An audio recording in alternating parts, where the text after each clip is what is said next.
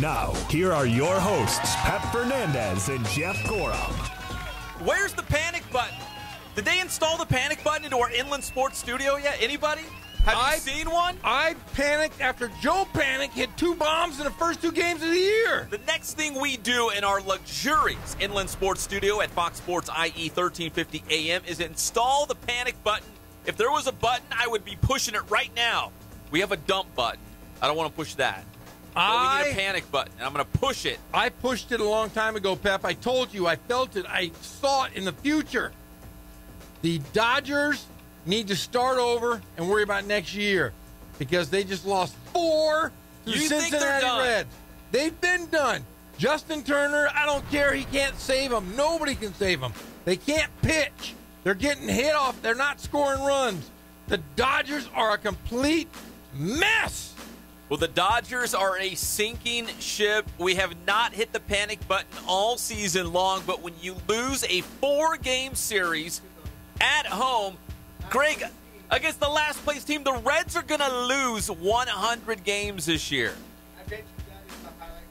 Oh, yeah. When the Reds look back on the year, be like, remember when we swept the Dodgers in L.A.?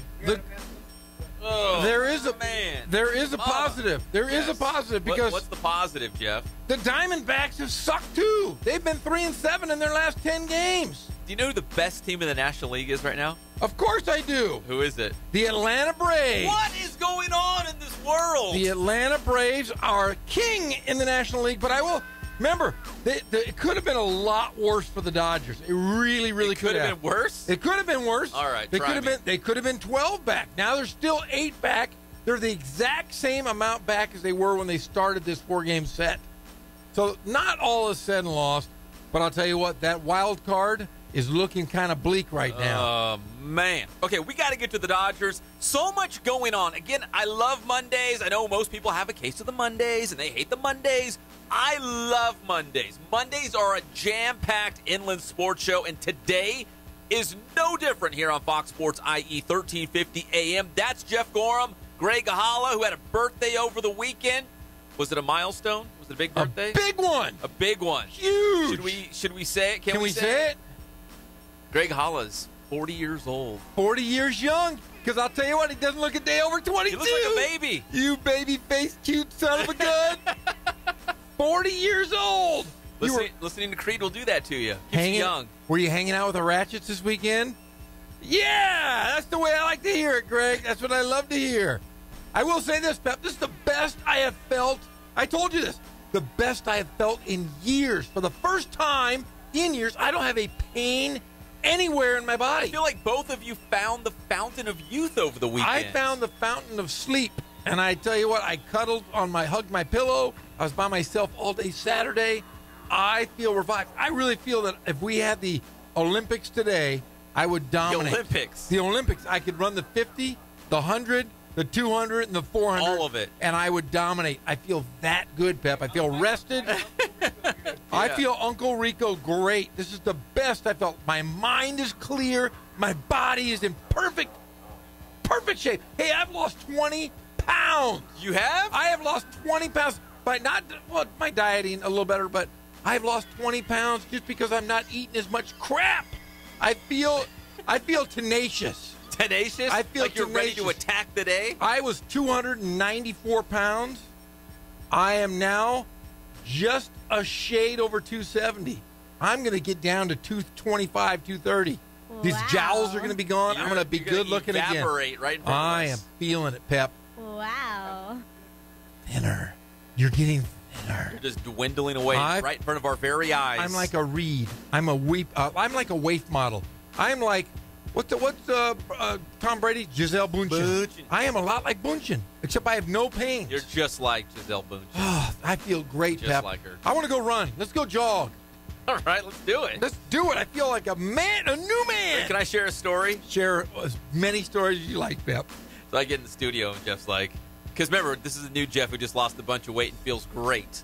He feels like he could run a race, like he could win the Olympics. Like he'd go for the gold medal. I know where you're going with this. Jeff comes in, he's like, hey, is there any food in the break room? Because here at Fox Sports IE, they treat us like kings, right? Yeah. We're the flagship. Like we're craft the table. first and only sports show on the station weekdays.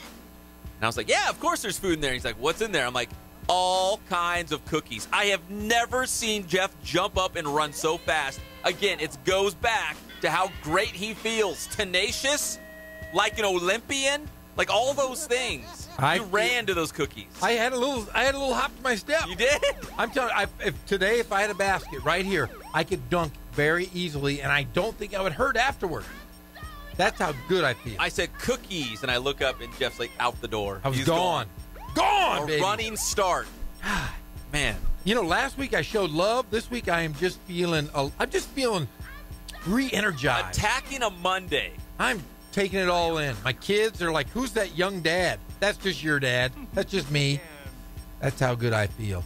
Well, welcome to the Inland Sports Show on Fox Sports IE, 1350 a.m. Like every Monday and every day of your life, it's brought to you by our friends at Spoiled. Quick quality oil change. Spoil yourself, spoil your car with excellent customer service. With a smile, whatever you need, they'll get you back out on the road quickly.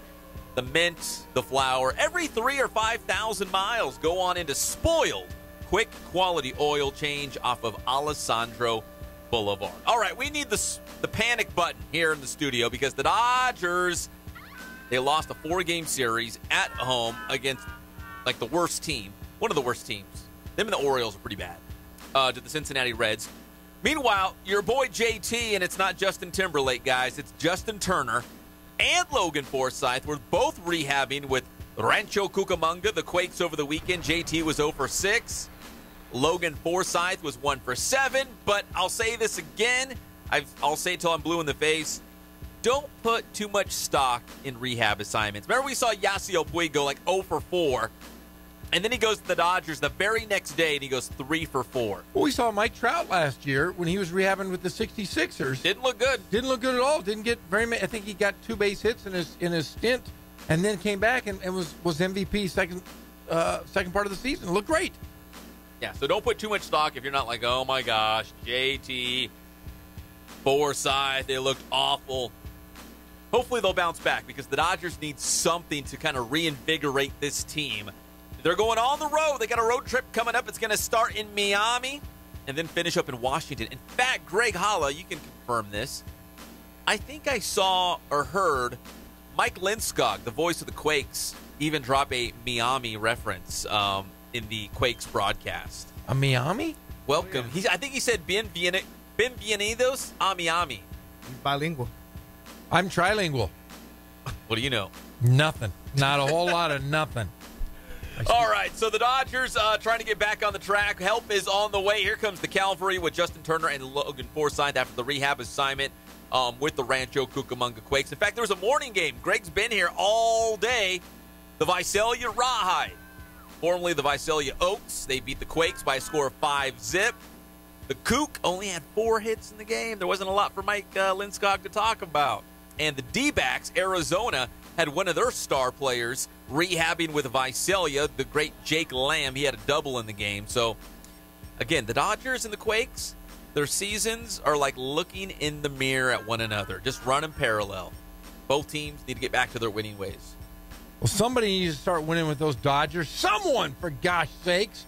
I'm tired of watching them lose. I'm tired of looking, catching up on the score, going on my app on the phone, and there's just down to the Cincinnati Reds. Cincinnati Reds, for gosh sakes. You know what their record was going into that? Bad. They were 10. How's it going? Bad. They were 10-27. That's bad. And now they're 14-27 because of the W. They're back in the playoff race. Their morale has to be up after this weekend.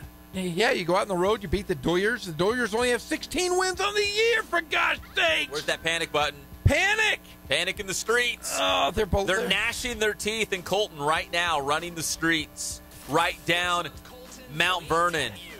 Colton, we've got you, but it's looking bad. Hey, how nice is it if you're the Dodgers? You're driving. So pretend you're driving in the car, and you're on the freeway, and you got the Diamondbacks, you got the Rockies and the Giants way up ahead of you. Those guys in their team buses, and then all of a sudden a team bus comes up right next to you, and it's the Padres, and the Padres are going to pass you. Yeah. Something needs to be said when you have a minor. What did they call it? A quadruple A club? Yeah, quadruple A. Not triple A, but quadruple A. Quadruple A club is passing the team that was just one game away from winning the World Series last year. Dodger fans, Dodger Nation, wake up! Because Angels are the best team right now in Southern California. Definitely not the Padres. No. And we know it's not the Dodgers right now. No, it's bad when you're looking across and you see that San Diego Padres team bus going neck and neck with you. That's embarrassment. That's real embarrassing. Yes, it is. Locally, again, talking about those rehab assignments in the California League. Quakes had a couple big ones from the Dodgers over the weekend. The 66ers, they've got an afternoon game. In fact, they just had first pitch at San Manuel Stadium. 66ers taking on Stockton. And LA Angels pitcher Blake Wood is getting the start for the 66ers today. So, Jeff, we were talking about, you're like, man, the Angels bullpen really needs some help. And I said, well, guess what, Jeff? Blake Wood is on the mound for Inland Empire this afternoon. Maybe help is on the way for the Halos, too, if there was a weak spot. There's not a lot of weak spots. If the Angels had a weak spot, it might be that bullpen. I'll tell you what, though, after watching the Angels, got to go to a game, took my 5-year-old to the game Friday night. I will say this, that Angel offense is incredible. Saw Ohtani get 2 hits, got a double and a single. Mike Trout, they're just Andrelton Simmons. That is a really, really good ball club. But like I said, the middle relief is really the big question for the Angels. But I got a problem with the Angels. What's your problem? I got a beef with them. What's your beef with my team? I'm going to save it for a couple more segments. All right, sounds good. Probably the bottom of the hour. But I got a real problem with the Angels, and you guys are going to hear about it. But the Angels have a huge series beginning tonight. Huge 3-game series tonight, beginning with Houston at the Big A. Going into tonight's game against the world champion Astros, the Angels are just a half game back of Houston. They're right there on their footsteps. They could pass Houston for first place in the American League West. I feel like it's going to be the seesaw battle all season long, Jeff. But tonight, if for as big as it can be in the month of May, it's a big series for the Angels. Oh, it's huge. And they could go up 2.5 games here. They sweep it, and then they're in the driver's seat for the short part of the season. Very short, because we're a quarter of the way through the season right now. That's it. That's it. But I'll tell you what, when you win a quarter, then that gives you a little momentum. You try to get to that All-Star break, either in the wild card or in the lead in your division, and then you're riding good. You just need some pitching, for gosh sake. And the Halos coming off a big win, 2-1 yesterday against Minnesota at the Big A. Kicked off that big 11-game homestand for the Halos, and it was Shohei Ohtani up on the hill. Worked into the 7th inning, 11 strikeouts, just 1 run on 3 hits. He was magnificent. And even some of the Twins players, I think it was Logan Morrison who said, yeah, Shohei Ohtani's probably the best player on the planet right now. And he is. I'll tell you what, just watching him run the bases, you know, he's about 6'4" or 6'5", and I had a front row seat to watch the guy. He runs like a gazelle. He's an amazing athlete, not just a pitcher or hitter, but just, you can tell by the way he runs. How big is Aaron Judge? Aaron Judge is my size. He's like 6'7"? 6'7", almost 6'8". Yeah, he and Giancarlo Stanton are like kind of the same size. They could. Yeah, monsters. My size. Monsters. My size. Giant. NBA playoffs, game 1 between Golden State and Houston tonight. I cannot wait for this series. It's going to be high scoring. It's going to be fun. I'm going Golden State, Jeff, and I think I'm going to go Golden State in 6. How do you what's your initial gut reaction? We'll get into this more later in the show, but what's your just quick initial gut reaction? I think it's going to go the full gamut. It might go 7. Might go 9. I have no idea. I mean, it's gonna be a real battle. Well, I think it all depends on. Let's reevaluate this tomorrow based on the game 1. If they win game 1, I can assess it a little differently. But they're playing in Houston. It's going to be tough. It's going to be tough for the Warriors. I still think they're a better team, but it's tough when you don't have home court advantage. All right, so it's game 1 of Golden State Houston tonight. Game 1 in the Eastern Conference Finals was yesterday, and it was a dominant effort from Boston. 108-83 against LeBron James and the Cavaliers. What a way for Boston to open up the Eastern Conference Finals. This is a game that we're going to dig real deep on later in the show, Jeff, but I was surprised. I mean, the game was in Boston, so I'd give the nod to the Celtics, but not by much. 108-83 sounds like a blowout to me. I just don't know how you can even say you give them a nod. I mean, they're without perennial all-stars. Gordon Hayward, Kyrie Irving, nowhere to be seen. There's guys, Terry Rozier, who would come off the bench normally. I had to look him up. I'm telling you, Jason Tatum would have came off the bench this year because he's a young guy. But Morris, stopped LeBron James. Yes, They did exactly what, we talked about it before the game started. I said they're going to have to double LeBron, make anyone else beat him. Cleveland just couldn't shoot. Couldn't shoot the ball. It was unbelievable. LeBron James only 15 points in the game. You don't see that very often. They shut him down, but I got a feeling he's going to bounce back with a lot of anger in game 2. Yeah, but he quit on the bench. You could if you watch the mannerisms of the great LeBron James, you don't sit on the bench and basically just give in. You never saw great players do that. That's the one thing I don't like about LeBron James is that he sits on the bench when he's in defeat and gives up. You don't give up. You're a great player. You don't give up. Kobe Bryant Never. did that. Kobe never gave up. Mamba mentality, baby. Mamba mentality. He's out there winning Oscars. You're darn right. Is that what he And won? he also won a Grammy. He did? Yeah, he did. Is that right? Yeah. Huh? You guys. Yeah, he's the triple threat.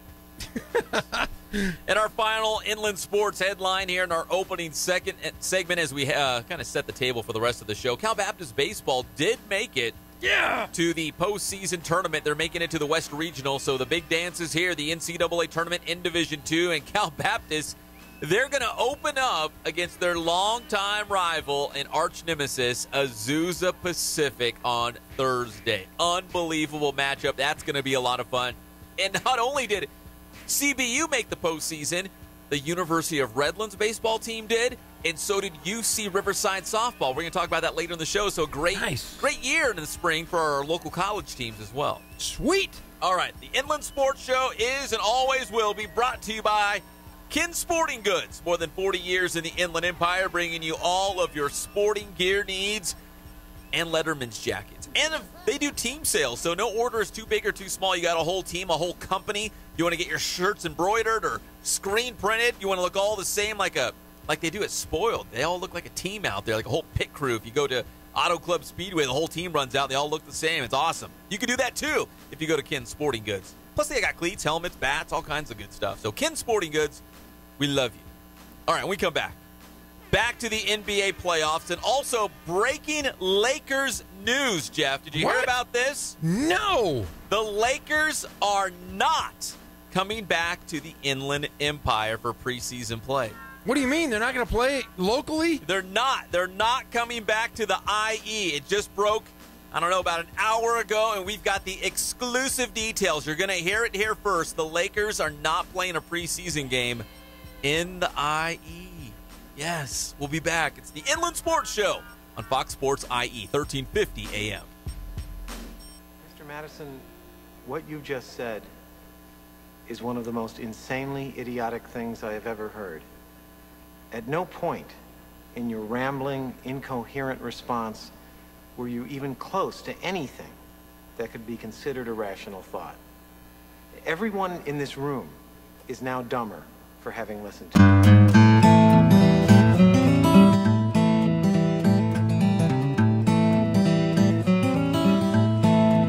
We focus on the customer here.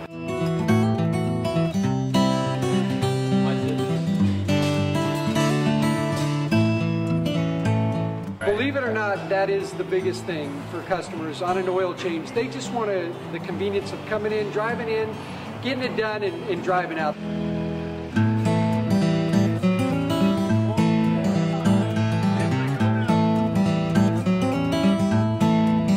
We just greet them, get them going, and they're done in about 10 minutes or so.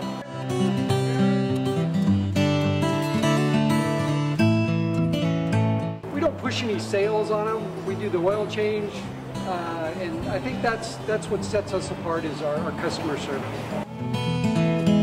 Vacuumed and cleaned your windshield for you as well. Everything's looking pretty good. You come into us one time, believe me, we'll spoil you and you'll be ready to come back the next time.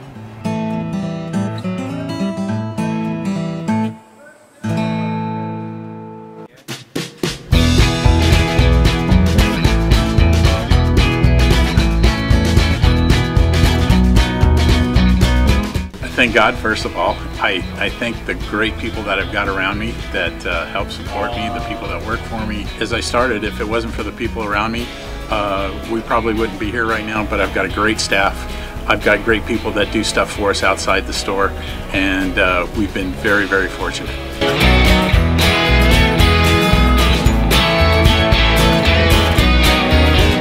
Our service is impeccable, and we just keep trying to get better every year. We can do online stuff for your teams, as well as, like I said, the screen printing, the embroidery. We also have 3 women that do extra sewing for us, like tackle tool on uniforms, or the bling or rhinestones for different shirts for the ladies. That's why we have certain racks just for certain schools, and the fun about that is that it turns into other schools that may come in here that aren't as close, that we can do stuff for them as well. We've had very, very good customers throughout the years, and it's just been a blast.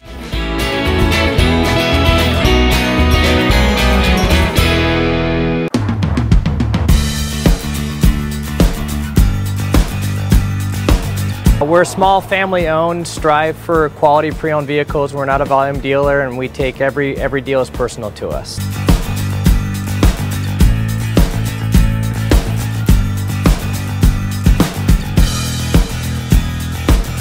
We're a low-stress environment. We're not a pressure sales house. If you want to shop us, you're more than welcome to shop us. We have, like I said, great rates, competitive financing, a lot of one-owner, clean Carfax, clean title vehicles.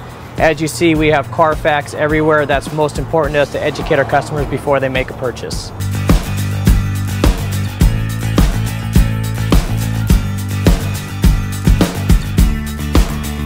We're right off of Ontario, right off a couple exits off the 15 freeway, off Cajelco, off El Cerrito, and we're right on the main drag going into Dos Logos and the crossings.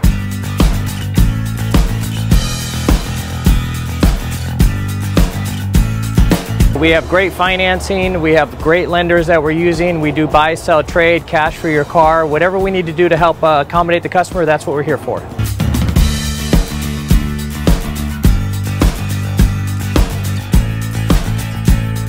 We have a little bit of everything. We start at about $69.95 and go all the way up to $100,000. We have Escalades, we have commuters, we have pickup trucks, we have Jeeps, sport utilities, and if we don't have it, our specialty is finding you exactly what you're looking for.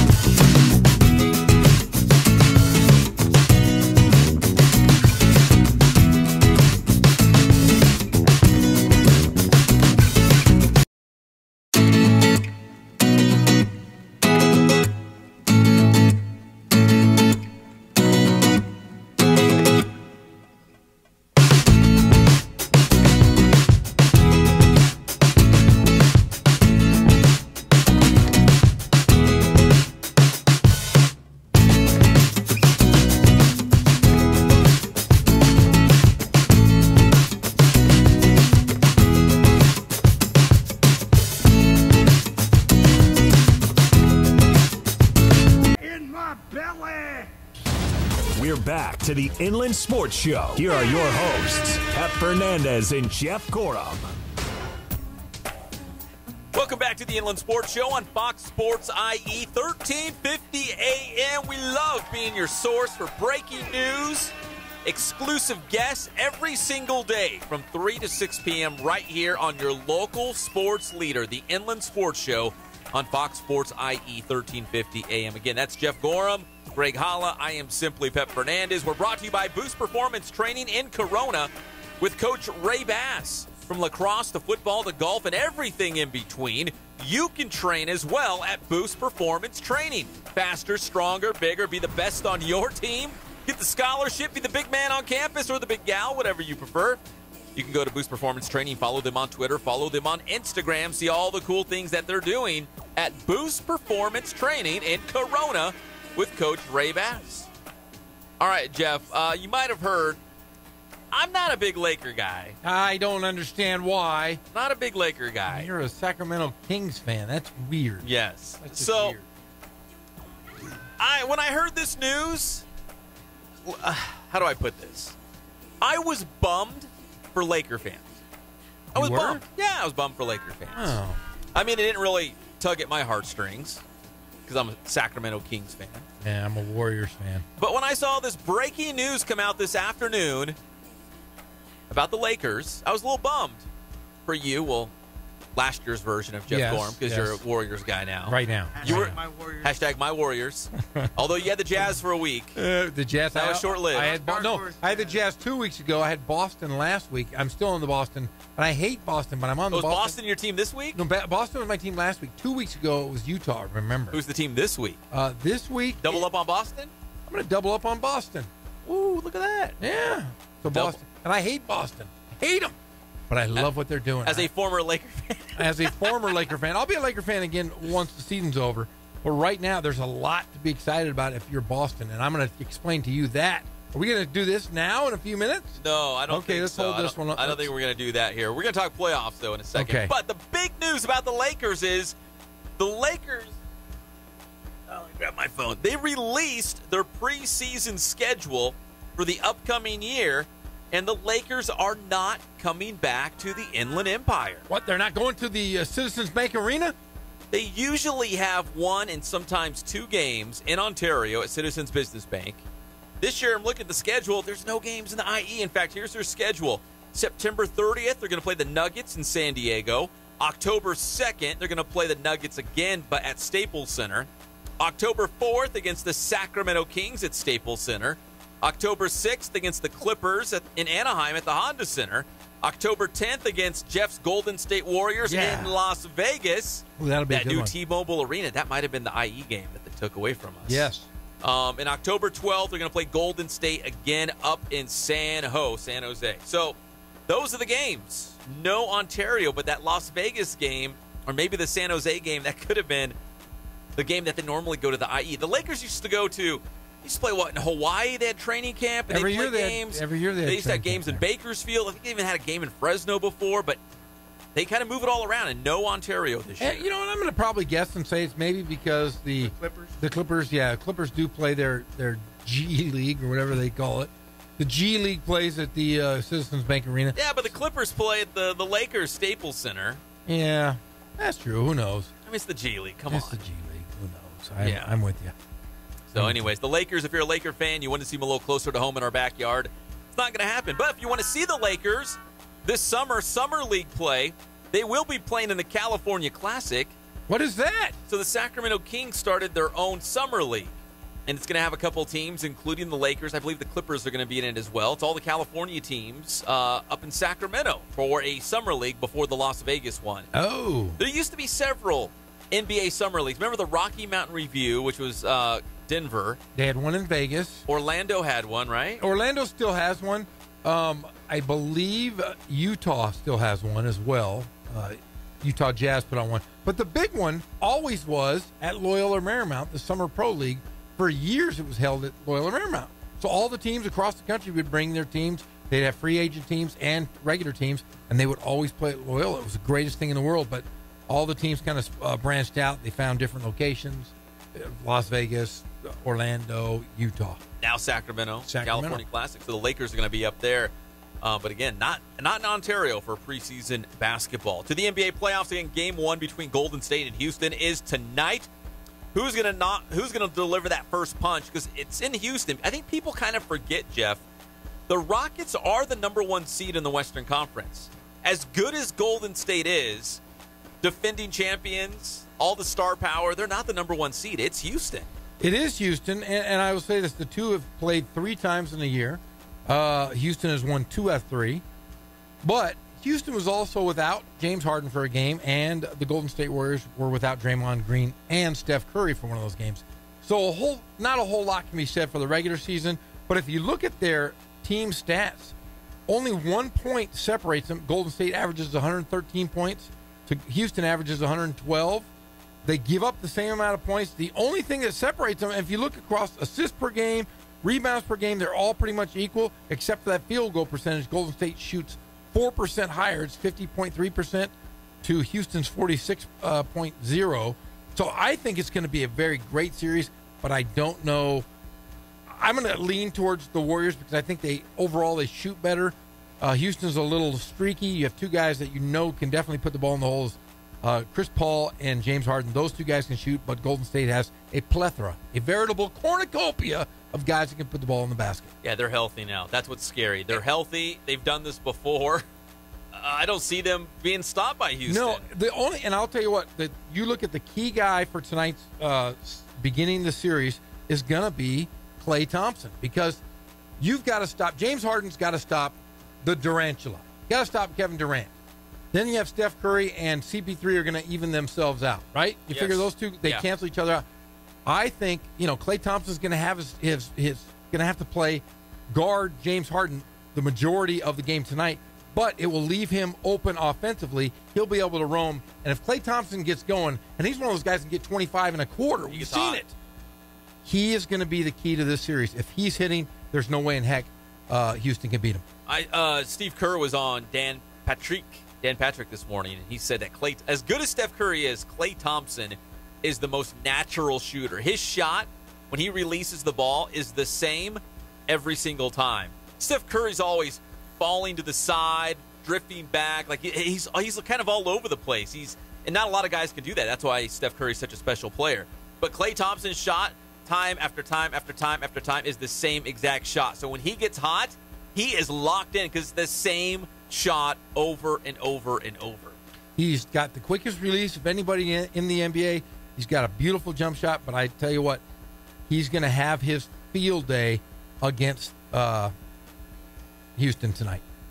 Let's go to the East. Remember what Marcus Morris said, Boston Celtics star? Yes. The other day he said, you know what?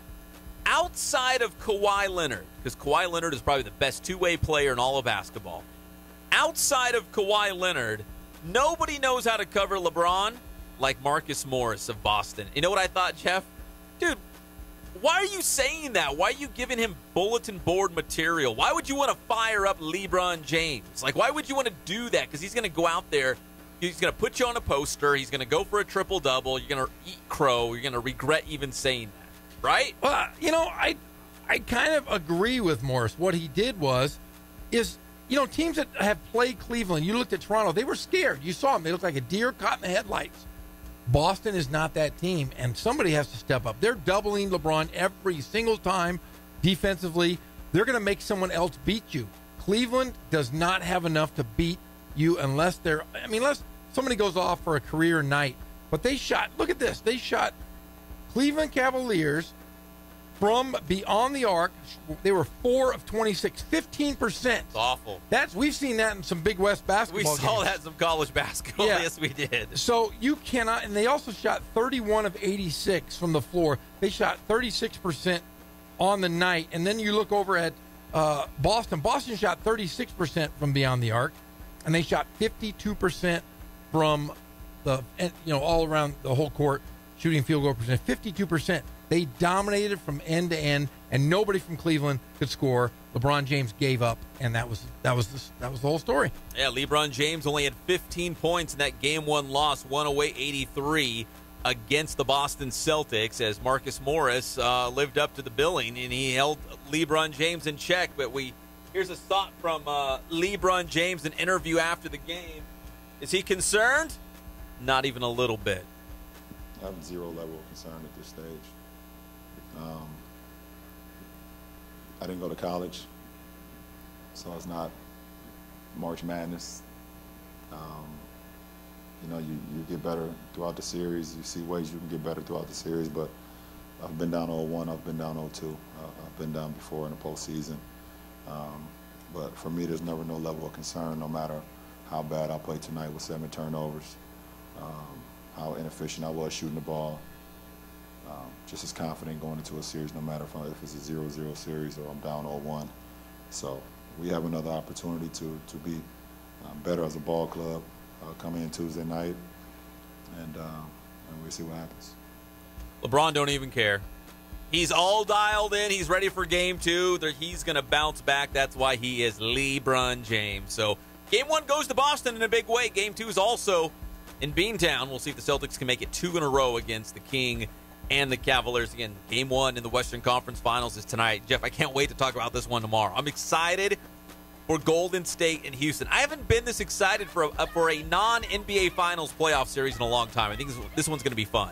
Well, I really do think these are the 2 best teams in the NBA right now. I don't know about for the future, but I think there's a team in the East that's really, really good, and they're playing the Cavaliers right now. But as far as a series we're looking forward to, man, these 2 teams can score. It will be fun to watch. It will definitely be a shooting match.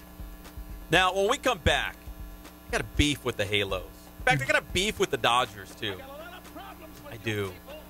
You have a beef with my Angels? I got a lot of problems with both teams right now. I think I've got a solution. I think I can fix the Dodgers and make the Halos even better. They're already one of the best teams in baseball. I can make the Halos even better. I know how to do it. Do it. I'll tell you when we come back. It's the one and only Inland Sports Show on Fox Sports IE, 1350 AM. Did Beetle drink?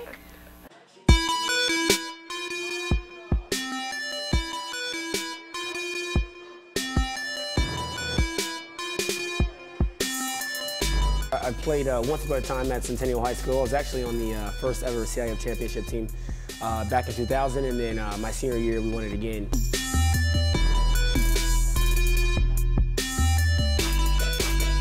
I'd say that's my passion because I've done it. You know, I know exactly where these athletes are at. I know what their mindset is right now. I know how hard it is to, number one, find a performance coach who can take you to the next level.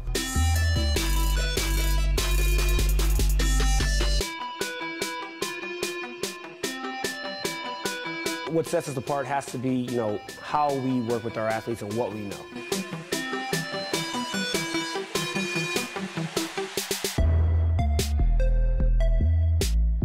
We can take an athlete and you know, help them reach their athletic potential, you know, help them, you know, prevent injuries, help get them stronger.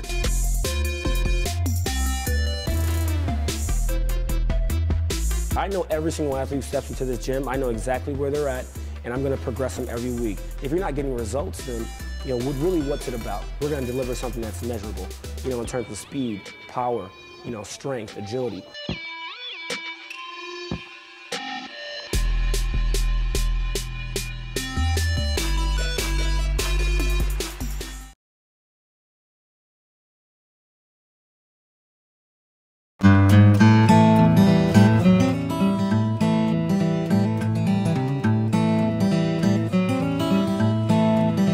Focus on the customer here.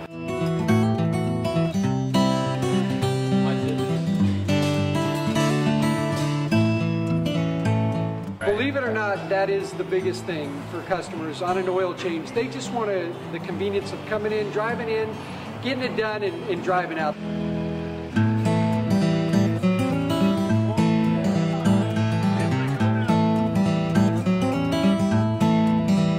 Just greet them, get them going, and they're done in about 10 minutes or so.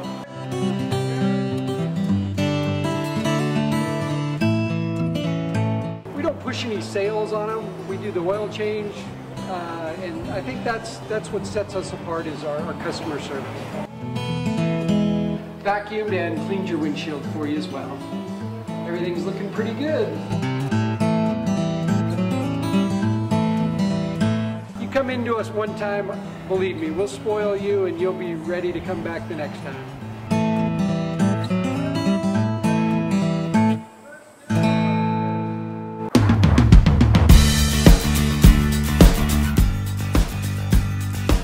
We're small, family-owned, strive for quality pre-owned vehicles. We're not a volume dealer, and we take every deal as personal to us.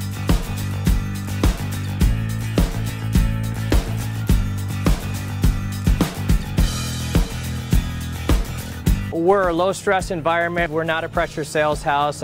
If you want to shop us, you're more than welcome to shop us. We have, like I said, great rates, competitive financing, a lot of one-owner clean Carfax, clean title vehicles. As you see, we have Carfax everywhere. That's most important to us, to educate our customers before they make a purchase.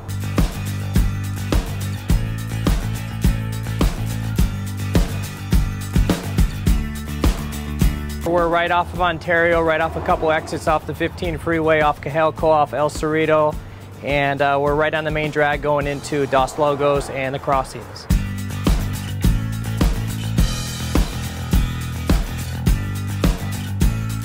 We have great financing, we have great lenders that we're using. We do buy, sell, trade, cash for your car, whatever we need to do to help accommodate the customer, that's what we're here for.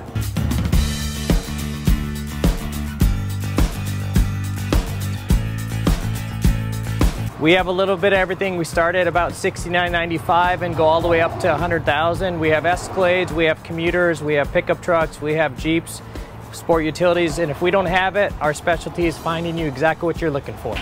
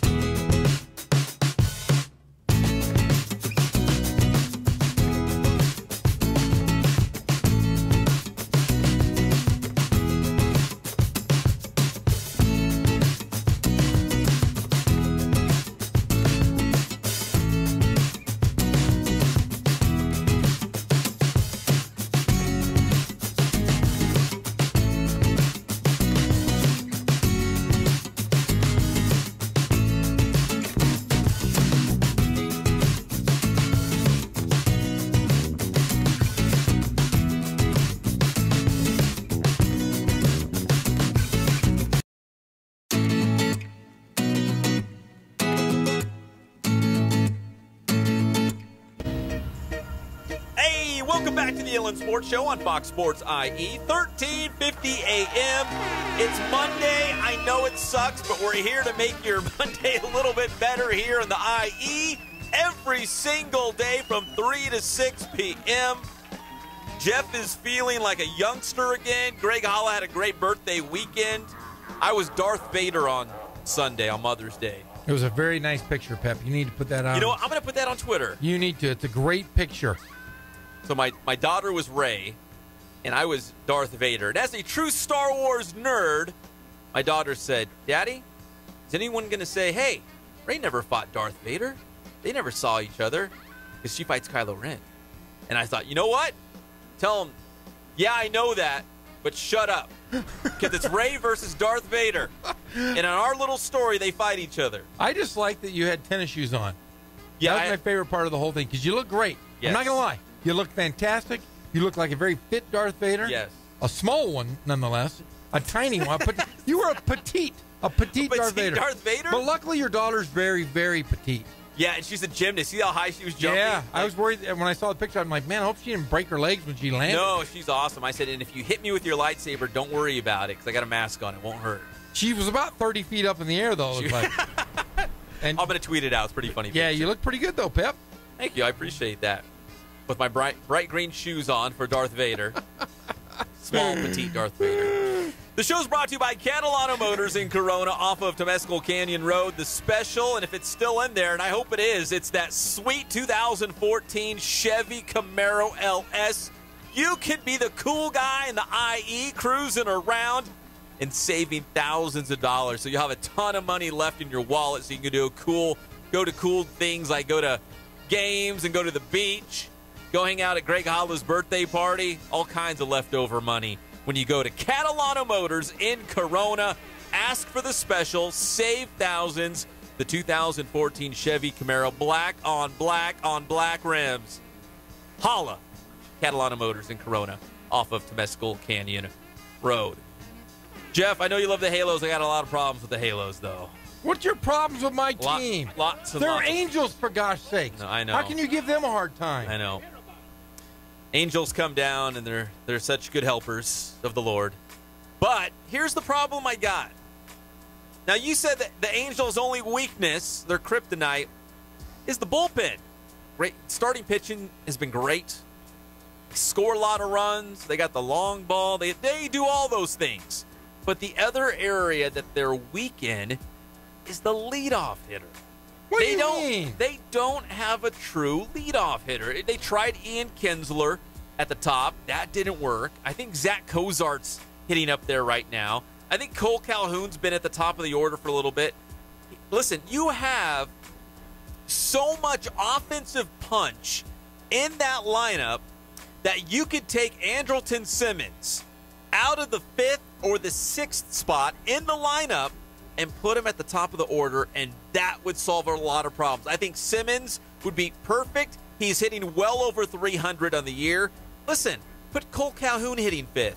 Or shuffle the lineup around. You got Pujols, you got Trout, you got Kinsler, you got Cozart, you got Ohtani when he's hitting.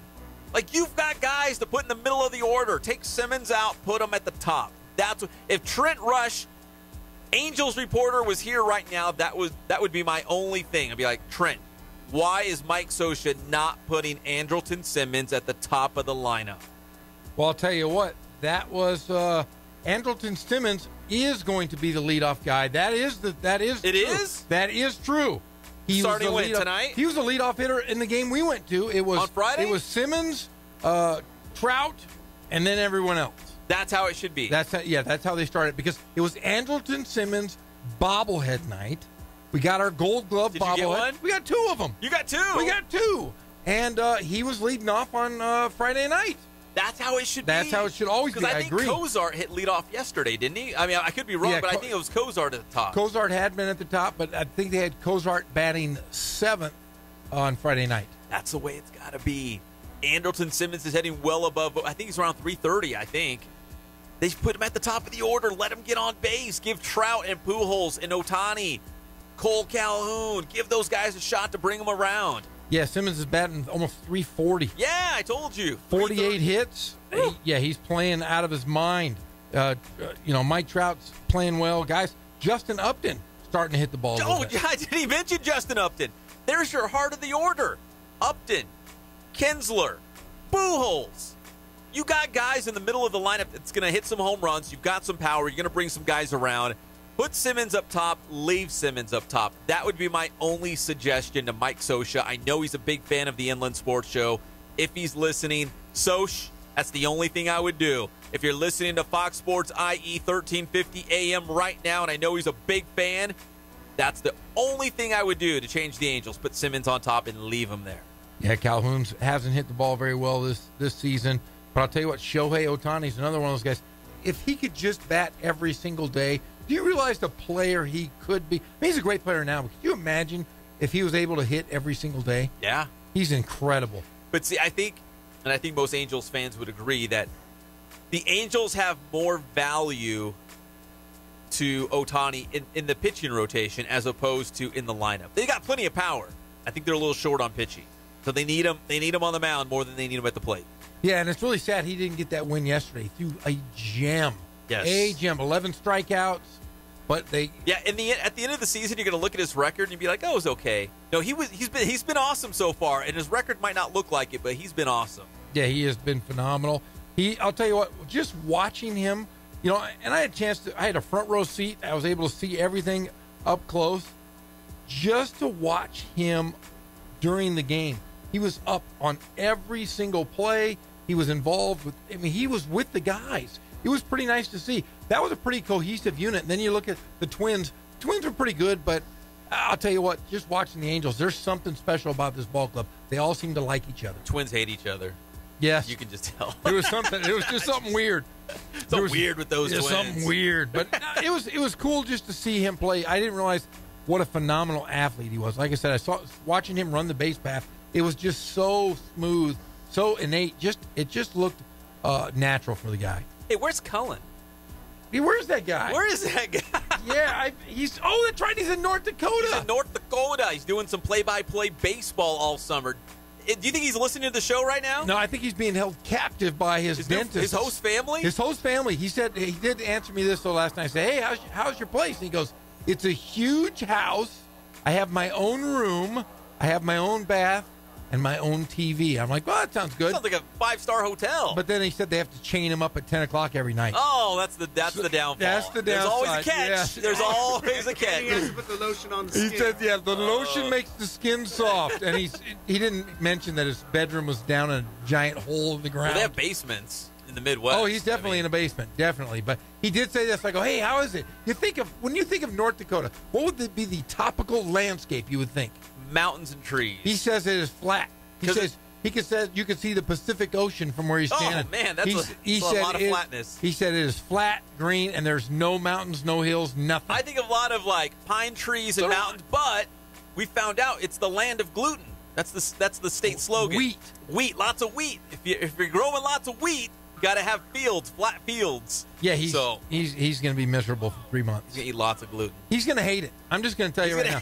He's not here any longer right now, so I can talk about it. He's going to absolutely hate it. Cullen, if you're listening right now, shoot us a tweet at @inland_sports. Just let us know you're okay. We're concerned. We want to make sure he's okay. His captives are telling him he has to say he's having a great time. Host family. No, they're captives. Host family. No. His keepers. Host family, guys. No, guys. It no. puts the lotion on the skin, Colin. When they tell you, if they tell you to clean the oven, don't clean the oven. You know, remember that little kid's nursery rhyme?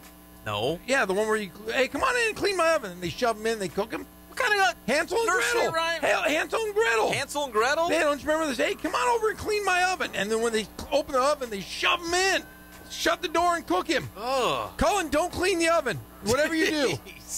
Yeah, I'm telling you, man, he needs to be really worried. Cullen, North Dakota. Tweet us at @inland_sports. In fact, anyone can tweet us. We're punching up the tweets live on the screen right now on our channel. If you need help, tweet help. Yeah, here's the safe word. Yeah. What's the safe word? How about gluten? Gluten. If you tweet gluten, they'll take that as a sign that you need help. Sending Jeff and we'll send Jeff right now. Yeah, I'm not going to go. I'm just sorry. Jeff. No, I'm not flying up to Minot for anything. Minot, North Dakota. No, if you tweet gluten, though, we'll send for help. I'll call 911 for you. That's it. Seriously. I say my son is locked. My son is locked in a cage. Hey, back to the Dodgers real quick, because I got a problem with the Dodgers, too. What? I told you I got lots of problems on this Monday. I'm feeling great, but I got a lot of problems. And one of them is the Dodgers lineup, like the Halos, it's always ever-changing. I wish Dave Roberts would just stick to a lineup and keep it. Chris Taylor went from, leadoff hitter to batting 5th. Austin Barnes, one day he's hitting 8th. The next day he's hitting 5th. They're just moving guys all around. I feel like there's no consistency. And I get it because guys have been hurt, and he's patching together this lineup every single day, and it affects the batting order. I totally get that, but I feel like if the Dodgers had consistency in the batting order, they would be better off for it. Again, Chris Taylor hitting leadoff one day and 5th, that's a different approach at the plate. They just need consistency. Justin Turner's coming back.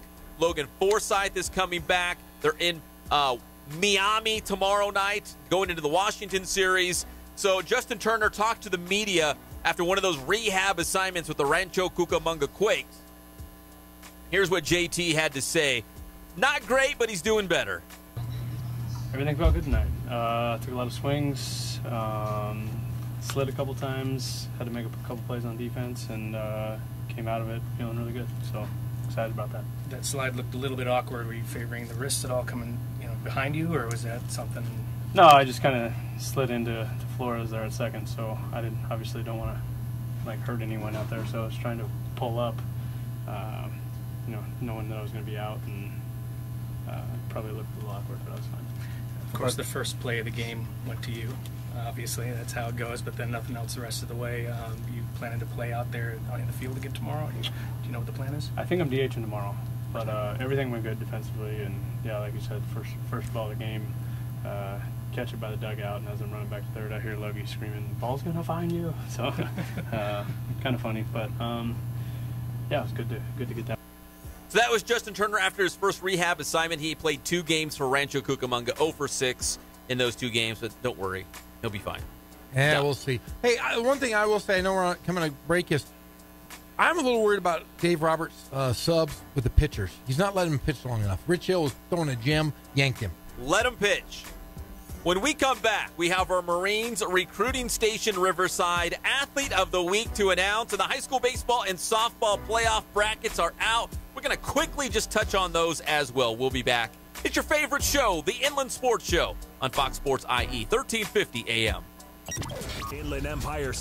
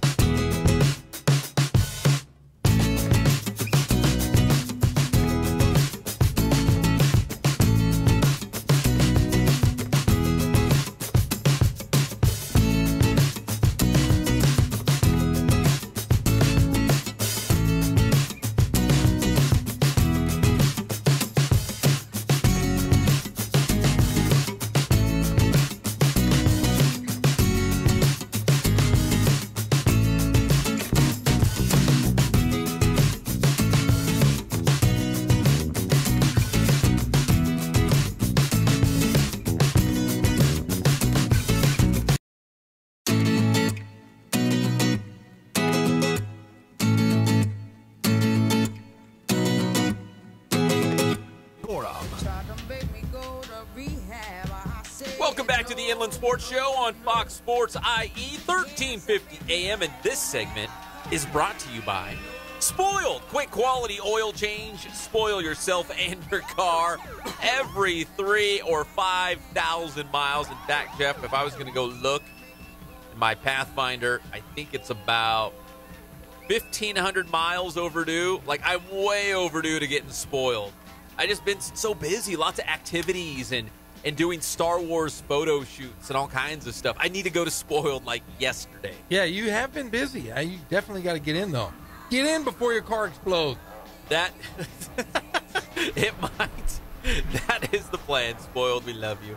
Okay, we also have our Marines Recruiting Station Riverside Athlete of the Week to announce. And listen, here's the deal. We had the CIF Southern Section Swim Championships at Riverside City College. The RCC Aquatic Center is awesome.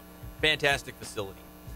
We had a lot of great swimmers, a lot of great teams, but we had only one individual CIF champion. We had several runners-up. We had a lot of second-place finishes. What? We only had one?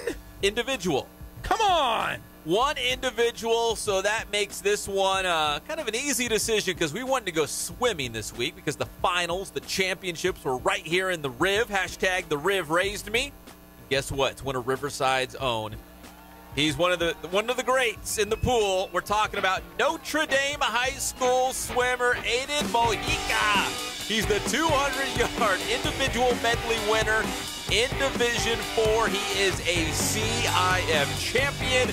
Aiden did not lead the race until the final 10 yards. But that's all that matters. You touch the wall first at the end, and you are a CIF champion. Again, he was our only individual CIF swimming champion. He did it in Division 4 in the 200 individual medley. He also took home a second-place finish in the 100 backstroke later. Hey, Riverside swimmers, get off the damn... Get off of the video games and go swim. We had some great Wegland at Riverside Poly had a great meet. I think he had like 3 second-place finishes. We had some good swimmers. We had a girl king, Redlands East Valley had a great meet, but no one was better than Aiden Mojica from Notre Dame High School. Mojica, good job! So he's your individual CIF champion. Congratulations to Aiden. He is the Marines Recruiting Station Riverside Athlete of the Week. So now the state finals come up for swimming. Aiden will be up there in Clovis, California. Up there. There's nothing in Clovis. I dated a girl that lived in Clovis. You did? I did.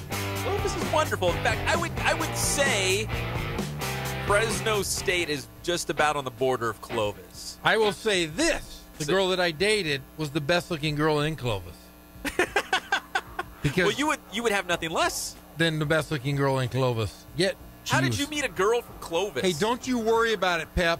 That's part of my past that you're never going to know. Oh, let me tell you, though. She went to Cal. She was a Cal. Went to BYU. She's a Cal Baptist girl. She went to CBU. She is now a doctor and teaches at Cal Baptist. She is? Yes. Can we look her up? Yes. She's probably on the CBU website. Oh, yeah, she is. She's an attractive married woman. Doctor, married woman. Well, she wasn't married when I was dating her in Clovis. Well, of course not. She wanted to marry the big Jeezy. She did? Yeah. Oh, yeah. Oh, yeah. Many suitors? Many suitors. The original bachelor right here? She loved the big Jeezy, only because I could jump. So she got a rose, but... Yeah, she got a rose. But I didn't. She didn't go that far. No, but we'll look her up, though, on the break. She's really, really still good looking, I think. Hey, congrats to Aiden Mojica, Notre Dame High School, our Marines Recruiting Station Riverside Athlete of the Week. High school baseball playoffs. Man, Jeff, I was putting together the show today, and then the playoffs came out, and I was all excited. So I sent you the show, but I've got all the matchups in front of me. Yeah, you didn't give me any matchups. Sorry, there's no matchups. I only know one. You know one, but I'll mention them, and we'll kind of digest for the next, I don't know, 7 or 8 minutes. We can't spend too much here, but we have all of the playoff matchups for high school baseball and softball right now on the Inland Sports website. And in fact, as we're talking live on the Inland Sports Show, your favorite show, we've got some of your tweets on the screen on our Inland Sports channel because people have been tweeting us like crazy. I think right now Murrieta Valley was tweeting us with their playoff matchup in the first round. I mean, all kinds of people are tweeting us, and we're punching them up on the screen, so you can check that out as well. In Division I in high school baseball, there's some real juicy ones. The juiciest of all. Like, don't even talk about this matchup unless you put a bib on. It's going to get messy. It's going to drip all over the place. Redlands East Valley at Corona. That is a first-round matchup in Division I. Jeff, it nearly blew my mind. I saw it, and I was like, this cannot be. Like, this is like a dream come true on Friday. Wow, that's crazy. They play the first round. That's a first-rounder. There's a lot of other games I saw that were playing games that were really good, local, pretty good teams. Yeah, there's a wild card game with King and Vista Murrieta, which that's a pretty darn good game in Division I as well. And one of those teams will not make it into the playoffs. This is a wild card game. I believe those are Wednesday, and the first round will be on Friday. So King will play Vista Murrieta in a wild card game, which is crazy because those are two great teams. So that's how tough Division I is in the CIF Southern section. So Santiago will play at Foothill. North will play at Bishop Amat. Division I is great. We can't get through all the matchups, but we're going to touch on some of the big ones here real quickly. In Division II, Glendora and Paloma Valley are going to play in a play-in game, one of those wild card games. The winner will play #Yucktown. Yucaipa is one of the top seeds. They're number 3 in Division II. So Yucaipa's in Division II, Kaiser's at Sierra Canyon, Tahquitz at Laguna Beach, Murrieta Valley at Milliken, and we have Corona Del Mar at Woodcrest Christian. Woodcrest Christian, a Division II school. So out of the Ambassador League, that's how good the Royals are. They are D2 for the CIF Southern Section playoffs. In Division III, how about a couple of other all-local matchups? We got San Gorgonio playing on the road at Arlington in D3. San Bernardino versus Riverside City. Uh-oh. Getting after it. Uh-oh. Neighbor versus neighbor. That's how we like it, though. Yes. We like those all-local matchups. We also have Temecula Valley is going to play the winner of Valley View and Shadow Hill, so that could be an all-Inland Empire matchup in Division III in the first round. That's Valley View and Shadow Hills. That's a wild card game. Cajon is playing Temescal Canyon. That's also a wild card game. Cajon and Temescal Canyon are both really good. But again, that's a wild card game. It's crazy how some of these matchups pan out here. In Division 4, and we'll wrap it up here because there's just too many games to get to. In Division 4, we've got some other great matchups. Grand Terrace is in. They're one of the top seeds in Division 4. They're going to play the winner of Los Altos and Knight. Heritage will play Alta Loma. Hemet's in. They'll play the winner of Alhambra and Lompoc. Cabrillo and Jurupa Hills is in. They'll play San Marino in Division 4. So a lot of good high school baseball coming up. Those games are going to be spread out over Thursday and Friday this week. Again, we love the all-local matchups. And just quickly, we're going to touch on the softball as well in this segment. In Division 1, Norco is the top seed, and they will have a first-round bye. In fact, I can tell you right now, Norco softball will be joining us live in studio later this week. Hey, and remember, they were ranked number 1 in the country most of last year and lost in the very end. Yeah, it broke my heart. Old Taylor Dock is National Player of the Year. Yeah. Defeated. Gatorade National Player of the Year. But Norco is back, and Rick Robinson and the girls are going to join us here on the show later in the week because they have a first-round bye, so they don't play till next week. They got like a week and a half off to just hang out and chill. You know, go home, watch some Netflix. Hey, pig out. Go to the beach. Hang out. Yes, just hang out until next week. No, they're going to be practicing. They're going to come on the Inland Sports Show. They're going to be very, very busy. But Norco does have a first-round bye in the Division I softball playoffs. Also in Division I, here's another all-local battle. We've got Santiago at Murrieta Mesa. How about that for a D1 matchup? That one's going to be a lot of fun. In Division II, we've got Chino at King, Glendora at Yucaipa, Redlands at Alyssa Nogel, Valley View at Etiwanda. In Division III, Cajon's playing at Beaumont. That's another all-local battle there that you're going to find. Summit's at Patriot. That's all-local there in Division 3. And in Division 4, one of the teams to keep an eye on. Keep an eye on Paloma Valley. Keep an eye on Ramona. You love Ramona. Ram High had 7 league championships this season, or this year. They did? 7 banners they can add to the gym.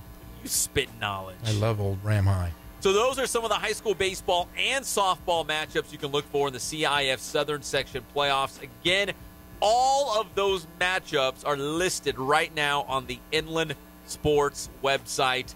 And we're going to have Norco High School softball, the best in the state, best in the country, here in our studio later this week.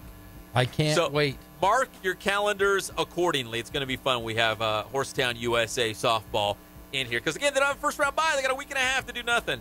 Well, not nothing. They're going to hang out with us and practice and do all that stuff. The Inland Sports Show is brought to you by Ken Sporting Goods. More than 40 years in the Inland Empire, bringing you all of your sporting gear needs. So they got all these sports equipment. They got that handled. They can also do your Letterman's jackets. They do team sales. They do company sales. So maybe your company has matching polos so you guys all look cool when you go on assignment. Maybe T-shirts, hats. They can embroider that, screen print it. Whatever you might need, Ken Sporting Goods can hook it all up. So if you're like, man, I need a new pair of cleats. I need a baseball glove. Ken Sporting Goods. Don't even think twice. They'll give you a sweet, sweet deal. And they're locally owned and operated right here in the IE. KenSportingGoods.com is the website. When we come back here on the Inland Sports Show, Jeff, we're going to talk NFL. It's a big weekend for Chargers head coach Anthony Lynn. Could the Bears be the next Rams? Stop it. Yeah, Kylie Fitz. Just stop it. Kylie Fitz. Kylie Fitz. Could he lead the Bears to the promised land?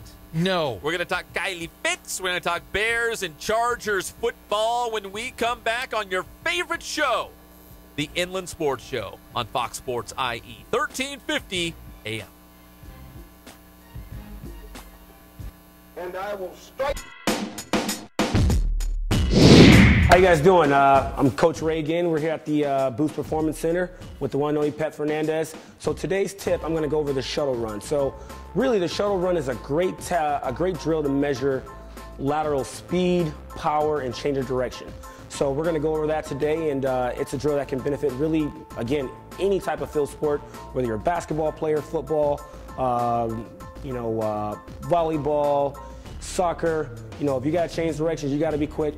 Shuttle runs for you. Okay, so Jacob's going to demonstrate the shuttle run here.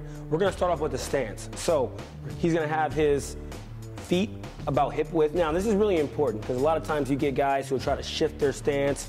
You got to split the line evenly, and you want to make sure your toes are forward. You want to make sure your feet are right underneath your hips, all right? So he's going to have his feet forward and underneath their hips. All right, now, when I say set, he's going to drop down very quickly. Whatever hand is down is the direction that you have to go. So he's going to go to his left first, so he's got to have his left hand down. Now, his right hand is going to be right here. All right, it's going to be right in front of his body. His elbow's going to be flexed. Hand's going to be right under his chin. All right. So when I say he's going to drop down really fast. All right, he's going to put his hand down, left hand down on top of the line, right hand at his underneath his chin. Ready, set. All right, relax.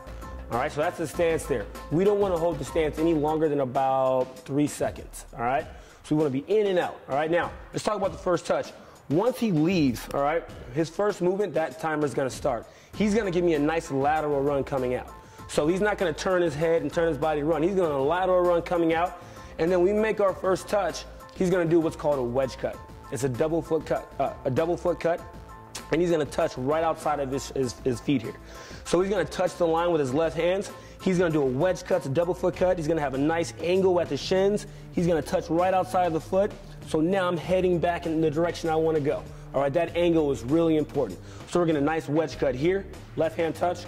We'll wedge cut it here with the right, and then we'll sprint through for the finish. 5, 10, 5. Here we go. You ready, Jacob? So he's going to go on me. Set. Go. Take it back. Finish right in the middle. Good, right there. Now, typically, you want to finish with your head down. All right, you want to maintain that forward lean. There you have it. Shuttle run.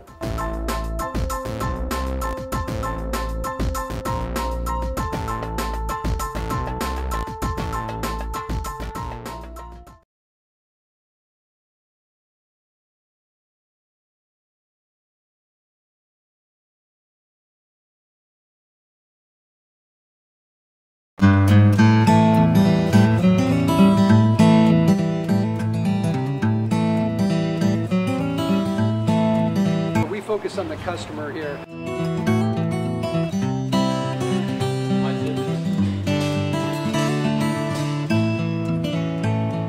Believe it or not, that is the biggest thing for customers on an oil change. They just want the convenience of coming in, driving in, getting it done, and driving out.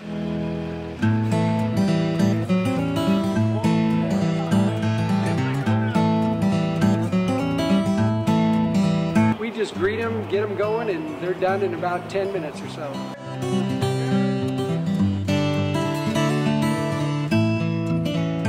We don't push any sales on them. We do the oil change, and I think that's what sets us apart is our customer service. Vacuumed and cleaned your windshield for you as well. Everything's looking pretty good. You come into us one time, believe me, we'll spoil you and you'll be ready to come back the next time.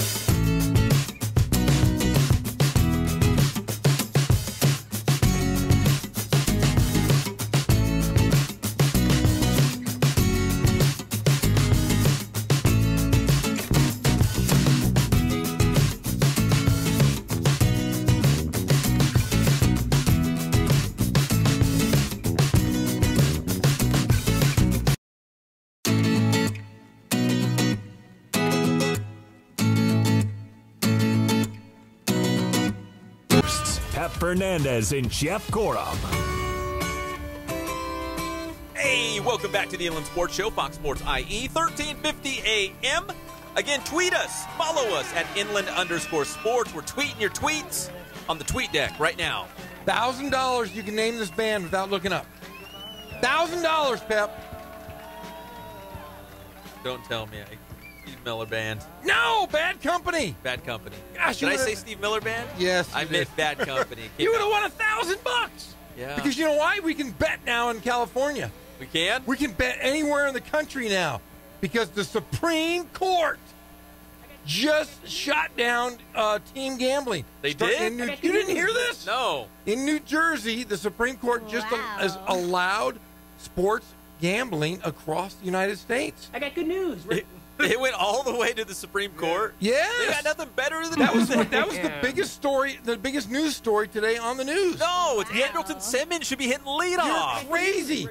The Supreme Court just made it legal to bet. The You can bet in CIF the game. playoffs came out today. Hey, I can go to a Laker game. Yes. And I will be able to bet next year. I'm not a big better. You'd bet against him, wouldn't you? Well, no, I can bet whether or not Lonzo Ball's going to hit the next shot. And he won't. Somewhere Pete Rose is pulling his hair. Pete Rose might get inducted. He might go to the Hall. He might go to the Hall. Go to the Hall, guys. You didn't know that happened today? Yeah. I heard something about it, but I'm like, No, that's big CIF news. playoffs come out. Pep doesn't bet. Hey, just Rancho Cucamonga rehabbing guys. Like, I don't have time for that. Just like the marijuana laws where everybody, they tax the heck out of it and the states made a ton of money. They're going to tax the They're sports to tax betting. the sports betting. And California and all the states that are they're going to make a lot of money, man. We're going to get out of this little deficit because all of these degenerate gamblers aren't going to do it through bookies anymore. They're going to do it through real places. Jeff's fired up about this. I'm telling you, man, there's a big news. I'm not a big gambler, but all the bookies are gone now. Somebody I read this, that English Premier League soccer, like the top tier in England. Yes. They can bet at the games. Yes, that's what you're going to be able to do here. Vegas, the Raiders are going to go nuts. The Raiders, Wait, you're saying Raider fans like to gamble? Oh, I'm telling you, if you're in Vegas, you're going to be able to bet during the game. It's going to be a weird. It's going to change the landscape of sports, Pep. I'm surprised you weren't on this. The SCOTUS was voted on this. No, I was. UCR softball's in the playoffs. No. CBU's going to play APU in the West Regional. You will be able to go to the Laker game at Staples Center, and there will be places in the Staples Center you can bet. The big news is the Lakers they're not coming to Ontario this year. That is big news. Bet on it. Is there going to be somewhere in the Staples Center where they're breaking legs? No. That the breaking legs are no longer They're coming after you. Where's my money? They're gonna take it straight out. The thing is, they're gonna take it straight out of your bank account. Oh, so they don't have to physically take the money from you. They just take it right out. Automatic debit. Yes, in fact, there's a couple of websites right now that kind of do that. Those fantasy things. I don't know what they're called. I'm not a big gambler, but I'll tell you what, this is going to change the landscape of pro sports as you know it. Well, the Bears could change the landscape of the NFL next season. Just stop it. Chicago Bears. How is that possible? Because they're really good. They got Kylie Fitz. Kylie Fitz. We're going to talk about that in this segment. It's brought to you by Boost Performance Training. Go check out Ray Bass and his team at Boost. Follow them on Instagram and Twitter. Make sure you take your athletic endeavors to the next level at Boost Performance Training. So Kylie Fitz. Kylie Fitz. The pride of Redlands East Valley High School, formerly of UCLA. Graduated from the University of Utah Utes, drafted by the Chicago Bears, and they just brought him in. He's in Chicago. He went to the rookie mini camp, and he talked to the media for the very first time. There's some scuttlebutt out there, Jeff. A lot of chatter that the Bears could be what the Rams were last year. The surprise team from out of nowhere sweep the NFL by storm. How is that possible? Because they got Kylie Fitz. Is that why? He likes a lot of sausages, hanging out in Chicago. No, I don't know. They're saying hey, Mitch Trubisky could be Jared Goff. Yeah, that was the worst Chicago accent. Chicago. Worst Chicago accent I've ever heard. Sausages. Cold Chicago. So here's Kylie Fitz. Kylie Fitz. Talking to the media for the very first time as a member of the Chicago Bears. Talking about playing on that Bears defense and also those injuries he had to get through in Chicago. Give me some peppers and sausage on my hoagie. Here's Kylie Fitz. Yeah, I was just learning defense, getting that down, and then getting to know the coaches, learning the coaching styles, and then just going against good competition, getting better every day. So it was a good 3 days. When you have an injury history, how much does that kind of hang over your head? When you start to do it someplace and you have that? Yeah, not at all. I don't think about that at all. It's kind of all in the past. I think I got all my injuries kind of over with. I think it was just a run of bad luck, and it's over now. And I'm healthy, feeling good now, and I'm banking on remaining healthy and playing good. What was the challenge this weekend without pads on? You want to show the coaches what you can do, but you also have to kind of check yourself a little bit. Yeah, it's a little tough. You can't really get into the bull rushing and kind of squeezing it down and stuff like that. So that makes it a little complicated, but it kind of helps me improve my hands, because you got to use better hands if you can't go full contact. So helped me become a little bit better this weekend. What is it that you do best? I think my versatility. I think I'm able to rush the passer, play against the run, and also drop back into coverage. All three phases really good. You did that in 2015, but we're 3 years from that. How does the season you had in 2015 kind of affect your preparation? How does it sort of enter your daily mindset? I mean, I just continue to work hard in all three phases of the game. When I'm practicing, when I'm off the field, I'm continuing to working hard on my pass rush, on my dropping, on my overall knowledge of the game. Does it give you confidence that you can look back and say, hey, I did do that successfully in all three phases? Yeah, and I know the last 2 years, or this last year, I mean, I still played a decent amount, and I still feel like I was still pretty dominant when I did play, and I was healthy. I feel like I was still dominant in those three phases. What have been your impressions of Vic Fangio? All right, that's Kylie Fitz. From Chicago. I do the best Chicago accent. Like, you would think I was from Chicago, wouldn't you? The bold pepper. You need the peppers and the onions on your Kaiser rule. Chicago. You would think I was born there, wouldn't you? Oh yeah, you were. Did you say Mitchell Trubisky was going to be the next Jared Goff? Well, there's a lot of scuttlebutt, a lot of scallywags talking about the scuttlebutt, and they're saying that Mitch Trubisky and the Bears could be like the Rams were last season, come from out of nowhere, score a lot of points. Mitch Trubisky could have like a big coming out party like Jared Goff did this year. That's what they're saying in Chicago. Well, I'll tell you what, Chicago better have a really good defense, and I don't believe they do. Not like the Rams. No. But you know what they're saying, though? The Bears' offense. The Bears' offense. The sausage and the peppers. The Bears' offense. The start this year is better than what the Rams started with last year. Stop it. That's what they're saying. I don't know, man. The South Side has no clue what they're talking about. A lot of scallywags out there. A lot of scallywags talking about the scuttlebutt. Oh, yeah. About the Bears. I don't believe that whatsoever at all. Not at all. Forget the Bears. The Bears, they're not going to get it. Stop it. They got the sausage and the peppers and the Kylie Fitz. Oh, you just love saying that. You would think I'm from Chicago, wouldn't you? Like, if we were just talking over the phone, you'd be like, hey, you're from Chicago. Can you tell me this? Who are they going to beat in the NFC North? Everybody. You got the Green Bay Packers, you got the Minnesota Vikings, and you got the Detroit Lions. They'll beat the Lions. Maybe. But they're not going to beat Green Bay. Yeah, they're not going to beat Minnesota. No, you're right. I'm with you. I still think Green Bay and Minnesota are easily better than Chicago right now. But they're not. But I think they could beat Detroit. Maybe. But I mean, you got Kylie Fitz. They can't beat. I mean, who are they going to beat in the NFC East? They're not going to beat Dallas. They're not going to beat the Giants. They're not going to beat Philadelphia. They might beat Washington. The NFC South, who can they beat? That's pretty. South is weak. Well, yeah, they'll beat the Colts. They'll beat the Buccaneers. They might be able to beat the Titans. Hey, do you know where they'll beat the Tampa Bay Buccaneers? They'll beat the Bucks. But yeah, and if they play anybody in the West, they're going to get drilled. Absolutely drilled. Yeah, the West is good. Yeah, they're going to be drilled. AFC West and NFC West, I think, are both going to be strong this year. Yeah, AFC West is solid.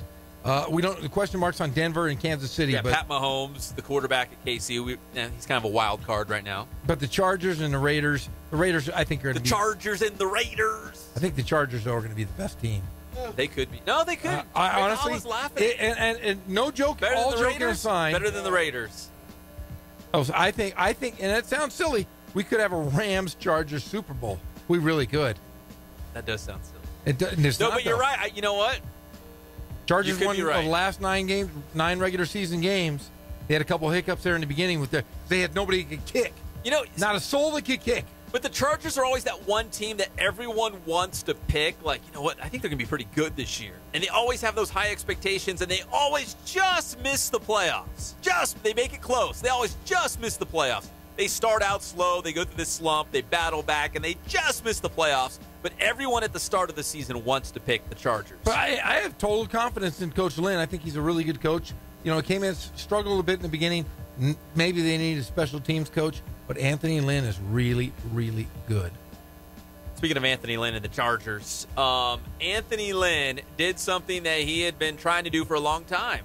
He finally got his college degree. He did? And he walked. So he took on online courses, and he finished up at UNLV. He got his Bachelor of Arts in Interdisciplinary Studies from the University of Nevada, Las Vegas. This is the Chargers head football coach, because it was important not only to his immediate family, like his wife and kids, but he promised his mom he'd go back and get that college degree. So he finally did it, because in Texas, he was at Texas Tech, and then he went straight to the NFL. He played for a while, and then he went straight into coaching, and he was, what they say, was it 6 units short? 6 hours, yeah. Of a college degree. So he took some online stuff with UNLV, got a college degree, and this past Saturday, he actually walked at graduation. So congratulations to Chargers head coach Anthony Lynn, college graduate. Hey, that makes him even better. Now he's even smarter. So they won't lose their first 2 games because he's going to get a better kicker this year. Because he's smart now. He's going to get a better kicker, because that was the problem last year. If you have a kicker that can make a couple field goals. Who was the first kicker they had? They had like 17 of them, and they all stunk. No, it was Young Ho. Young Ho, that's right. Kim? Yeah, Young Ho Pep. Yeah, I do remember, though. And he killed him. And it would have cost. That's what cost him the season. A couple of the first games. Yes, those could have been wins. Give them 2 extra wins. They would have been in the playoffs. Yeah, they would have had 11 wins. Yeah. So the Chargers, they got that brain scholarship. They're really smart now with Anthony Lynn, the college graduate. Still won't beat my Rams, and definitely won't beat the Chicago Bears. So you think the Rams will have more victories than the Chargers this year? Do you think they'll both win their divisions? Yes, I do, and I'll tell you why. I think out of the West, the Rams, the Cardinals, we don't know where we're getting there. San Francisco, we honestly don't know where we're getting there. 49ers. And Seattle, they lost everybody. The Seattle's trending down. Yes. Their window's closing. So I think the Rams, let's just say, I'm going to give them 12 wins. That's a lot of wins. That is a lot of wins. That is a lot. That's a division championship. Yes. And I'm going to go with the Chargers at 11 wins. I think the Rams are the safe bet in the NFC West. In the AFC, I just really don't know. I think the Raiders are going to bounce back. I think Denver's going to be improved. I think Denver's going to be really strong on defense. And now that they've got Case Keenum, he's going to, the offenses are going to be great, but with Case Keenum, they're at least going to be serviceable. I don't know, man. I think the AFC West is going to be an absolute battle. What if Pat Mahomes is actually good?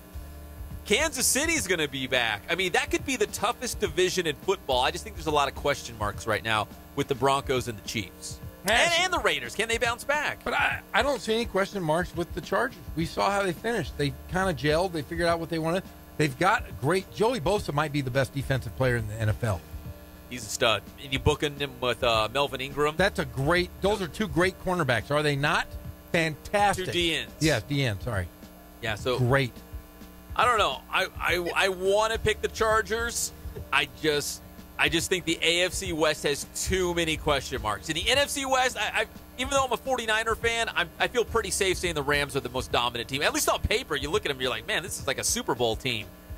But in the AFC West, I think there's just so much up in the air. But the Chargers should be right there. They should be contending for a playoff spot. They should be contending for the AFC West championship. 11 wins of their 16. They're going to be 11-5. One of these days as we get into the summer, when we get into the training camps, and we need to go through the schedule game by game and figure out, like you said, they're going to be what, 11-5? 11-5. We'll go through game by game, and we'll figure this out for the Rams and the Chargers. 12-4, 13-3 for the Rams. That's how good I think they are. Really good. Yes. Really. Jared Jack Skellington Goff is my man. When we come back on the Inland Sports Show, we'll touch on a little bit of golf. Tiger Woods had a great weekend at the Players' Championship. He didn't win it, but he looked pretty good. Ricky Fowler didn't look so good. We're live from Chicago with peppers and sausages. Is that the best? I'm from Chicago. What do you think I'm from Chicago? That is the worst Chicago accent I've ever hold on. Close your eyes. Close your eyes. Greg, Holla, close your eyes. Greg, right. Jeff, close your eyes. Peppers and sausages. You think I'm from Chicago? No. We'll be back. It's the Inland Sports Show, Fox Sports IE 1350 AM. Kylie Fitz.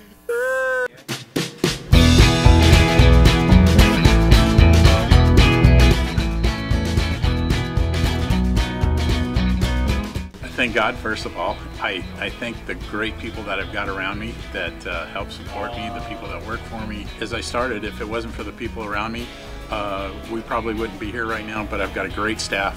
I've got great people that do stuff for us outside the store, and we've been very, very fortunate.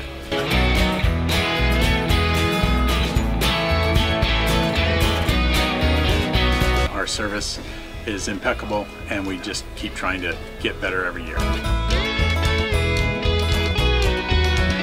We can do online stuff for your teams, as well as, like I said, the screen printing, the embroidery. We also have 3 women that do extra sewing for us, like tackle tool on uniforms, or the bling or rhinestones for different shirts for the ladies. That's why we have certain racks just for certain schools, and the fun about that is that it turns into other schools that may come in here that aren't as close, that we can do stuff for them as well. We've had very, very good customers throughout the years, and it's just been a blast.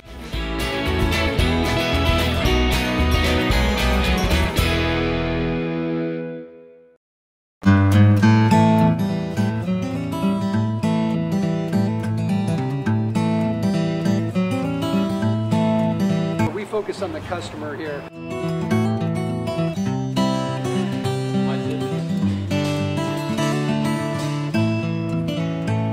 Believe it or not, that is the biggest thing for customers on an oil change. They just want the convenience of coming in, driving in, getting it done, and driving out.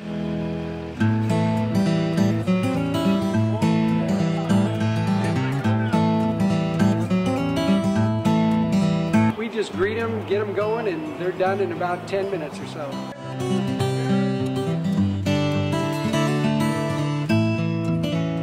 We don't push any sales on them. We do the oil change, and I think that's what sets us apart is our customer service.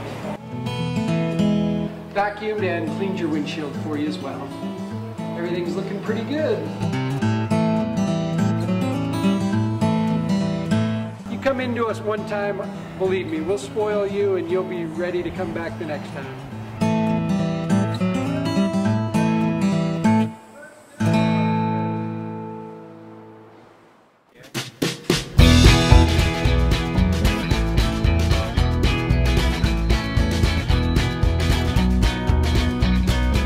Thank God, first of all. I thank the great people that I've got around me that help support me, the people that work for me. As I started, if it wasn't for the people around me, we probably wouldn't be here right now, but I've got a great staff.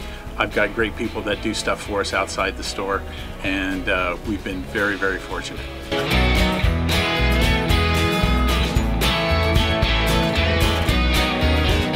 Our service is impeccable, and we just keep trying to get better every year. We can do online stuff for your teams, as well as, like I said, the screen printing, the embroidery. We also have 3 women that do extra sewing for us, like tackle tool on uniforms, or the bling or rhinestones for different shirts for the ladies.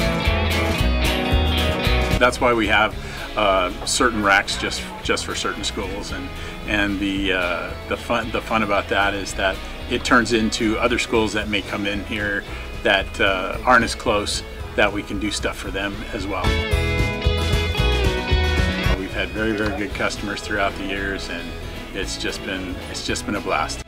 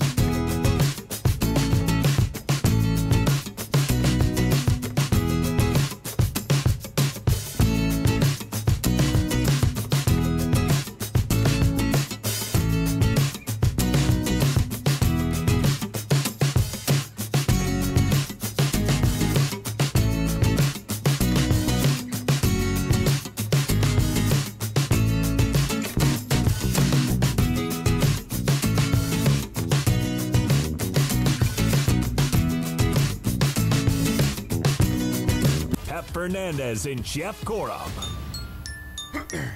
Welcome back to the Inland Sports Show, Fox Sports IE, 1350 AM. Hey, man, we're so proud that we're here every single day from 3 to 6 p.m. Jeff Corum, Greg Hala, I am simply Pep Fernandez. The first and only sports show in the IE every single day of your life. We're brought to you by Catalano Motors in Corona off of Temescal Canyon Road. Listen, follow them. They're on Instagram. They got a website, CatalanoCars.com. Find out what the special of the week is. You're going to save thousands of dollars if you shop for that car or truck at Catalano Motors in Corona off of Temescal Canyon Road. Again, specials every single week. Save big time money. Jeff, the Players' Championship took place over the weekend, and people cared about it. You know why they cared about it? Because it's at the TPC Sawgrass, and they have that little bitty island green. Is that why? That's why. That's what makes it fun. That's the only. And it was like a stadium golf. I did watch a little bit this weekend as I was laying around, being lazy and just being. You did have a lazy weekend. Oh, no. Can we have a full conversation live on the air? Sure, why not? We got a few minutes to kill. Okay, so you had Saturday all to yourself. I did. And I was watching the Players' Championship. I was monitoring the Justin Turner situation with Rancho You Cucamonga. weren't either. Get out of here. I was previewing and thinking of notes for the NBA playoffs. What were you doing on Saturday when you had a free Saturday with no wife or kids? Okay, the wife and kids went to Legoland with her sister and the other kids, the monsters. The other my nephew and niece, they're monsters. They're little wrecking balls, aren't they? They're just they're awful. Yeah, they're just awful. I'm not gonna lie. They're not listening. They're awful. Awful kids. Crazy. Just break everything. Just nuts. But no, I got a chance. I stayed home. I cleaned the house. I laid down and took a nap. I cleaned a little bit more of the house. I took another nap. I ate a couple of cheeseburgers. I took another little nap. I was lazy. What is the word that is 7 deadly sins? Would it be sloth? Glutton? What is sloth? Sloth's one of them, right? Sloth, yeah. Like Yeah. a sloth mermaid. Like a sloth. Did you go swimming? Turn around and look. No. Did you get in the hot tub? No, it was too cold. Oh. I did though turn on my new fountain. I watched a little sports. I watched a lot of sports actually, but I did take a lot. I saw the back of my eyelids, and it was fantastic. I put in new lights in my front yard. You did? I did. Brand you got new some lights. stuff done. I did stuff. Pretty nice little Saturday. I cleaned. The house is perfect. And then the monsters came over yesterday for Mother's Day and destroyed my house. So yeah, I'm a neat freak, so I feel your pain. Oh, it makes me nuts. It's the worst. Have you ever gone through little kid toys? Like literally, I purged. Does that make sense? I purged all these toys. You have to. Yeah, because I had 500 little Happy Meal toys all over the place, and I had pieces of other toys I didn't know what they went to, so I just threw everything away. Drives me nuts. Oh, just get rid of it. Just makes me nutty. Yeah, toys that are missing parts, and you're like, when did we get this? This isn't even ours. You don't play with this anymore. I found a really nice old watch that I was looking for. I found more socks than you could throw a stick at, mixed in with all these toys. I'm like, what's going on here? So yeah, I'm laying down the ground rules. That's what I did. I just cleaned and laid around and watched sports. Pretty nice little Saturday. It was great. Watched baseball. Well, some guy you did not watch on Saturday, Ricky Fowler, he didn't make the cut. He was +1. Yeah, he was at home. He was at home watching TV too, probably sleeping, cleaning out toys. Yeah. And he doesn't have any kids, but Pride of Marietta Valley High School, just kicking it. He's got the best. He had a weekend off. Isn't he the guy with the really good-looking girlfriend? The golfers do. No, she's the pole vaulter. Yes, that is her. Phenomenal. That's She was a UC Berkeley pole vaulter. Yes. Wowzers. So you know her first name? I can tell you the rest of her name if you don't know her first. What's her first name? I don't know. Oh, what's her last name? I don't know. You tell me her first name, I'll know her last name because I follow her on the gram. Isn't her last name like Boobka? No, it's not Boobka. I don't know if Ricky Fowler's going out with Boobka. Hey, Boobka. I thought it was like Boobka. No, she's beautiful. So, yeah, that's where he was spending time with her. So he spent all weekend with her. Yes. So I don't feel too bad for him now. No. I was like, oh, man, Ricky Fowler didn't make the cut at the Players' Championship. What's he going to do all weekend? But some guy named Webb won. Webb Simpson. Yeah, some guy named Webb won. I could never trust a guy named Webb. You couldn't? No. That's just a silly name. He's got 2 last names. What's my rule? Yeah, 2 first names, 2 last names. Don't ever trust him. Yeah, shifty. Shifty, very shifty. Webb Simpson. He was at 18 under par. He is your Players' Championship winner. Tiger Woods, though, in the hunt, on the prowl, close enough to make things interesting on Sunday. He finished at -11, so Tiger Woods didn't win it, but he was close enough and good enough that it was great for golf. I watched a little bit of it, but again, I'm not a huge golf guy. Like if golf and baseball are on, I would naturally just gravitate towards baseball first. But if Tiger Woods is in the hunt, I'm going to stick on golf a little bit longer. Well, it makes golf a lot more exciting when he's part of it. You know, he's had that great round, the best round he's had all year long, but just came up a little short. Webb Simpson, yo boy. All right, and local golf too. So Cal Baptist University's men's and women's golf teams are both headed to the NCAA National Championships. In fact, the women are traveling to Houston today. They're going to tee off on Wednesday in the D2 Championships. And this is the first time that CBU women's golf has made it to the national tournament. So they're going to be in Houston. It starts on Wednesday. It's 3 days. CBU in their final year as a full Division II member. So they're going to get bumped up. So this is it. Last shot at winning a Division II national championship. And for the very first time, they're going to be there. And I like him a lot, and you like him a lot too, because Coach Machado has the tightest belt buckles in the game. Coach Machado showed that he could recruit. He brought a lot of players in, I think from Korea, didn't he say? From South Korea. The Philippines. Philippines. That's right. His wife is from the Philippines and did a lot of international recruiting, and obviously it's paying off for him. Did he make the buckles, or was it his wife? Someone in his family made them. It might have been his dad. Made these great buckles, and I really wanted one, but it might gouge into my belly. But I am losing weight like crazy, so you are shriveling away. I am like a reed. I am. But yeah, he has, and that's big in golf right now. It's like the cool big belt buckles. So it's like the bright colors, the big belt buckles, the flat brim hats. Whoa, flat. See, that's where I draw the line. I'll never wear a flat brim hat. Yeah, and did you see what the Cavaliers were wearing the other day when they showed up to the game? Okay, so I know you hate the flat bills on a hat. If you wear a flat hat, I'm not. You're not my friend. But this equally made you as mad. Like, you were irate, you were salty, you were feeling good today, and then you saw this and you went straight into salty mode. Yeah, I went angry because I've been to a couple places. I went to an Angel game, and then I saw the guys from Cleveland. Everybody's wearing these short pants. They're like high waters. They're high waters. And I'll tell you what, being a tall guy, a lot of my pants don't fit, so sometimes I have high waters. High waters, yeah. So you wear like higher top shoes or whatever. But these guys are wearing like $1,000 suits that don't even fit. Their pants look like my son, who's 5, could wear them. Ugly. You know what I'm going to predict? I'm going to predict this style is not going to last very long. Because do you remember, I would say maybe a decade ago, there was a very short and brief fashion trend where guys, like I remember Michael Irvin was one of them, one of the football commentators, former Dallas Cowboy, would wear this really short tie. That's just stupid. Do you remember that? Yes. I think the high water pants that LeBron was wearing for the suit, I think that's going to die as quickly as those short little ties. It's just an awful, ugly look. I compared it to wearing a short sleeve shirt with a tie. Yes. That's a bad look too. Don't do it. The thing is, you have this beautifully tailored suit. Your jacket fits perfectly, your shirts fit perfectly, and then your pants are ridiculous. You're like, what happened? What's wrong? Who's wearing clam diggers with a suit? Yeah, no, you can't wear capris with a suit. It's exactly what they look like. Stupid, like Rafael Nadal capris. Capri pants, like nice slacks. Listen, and I know wearing socks, like colorful, cool socks, is kind of the style with a suit, and I get that.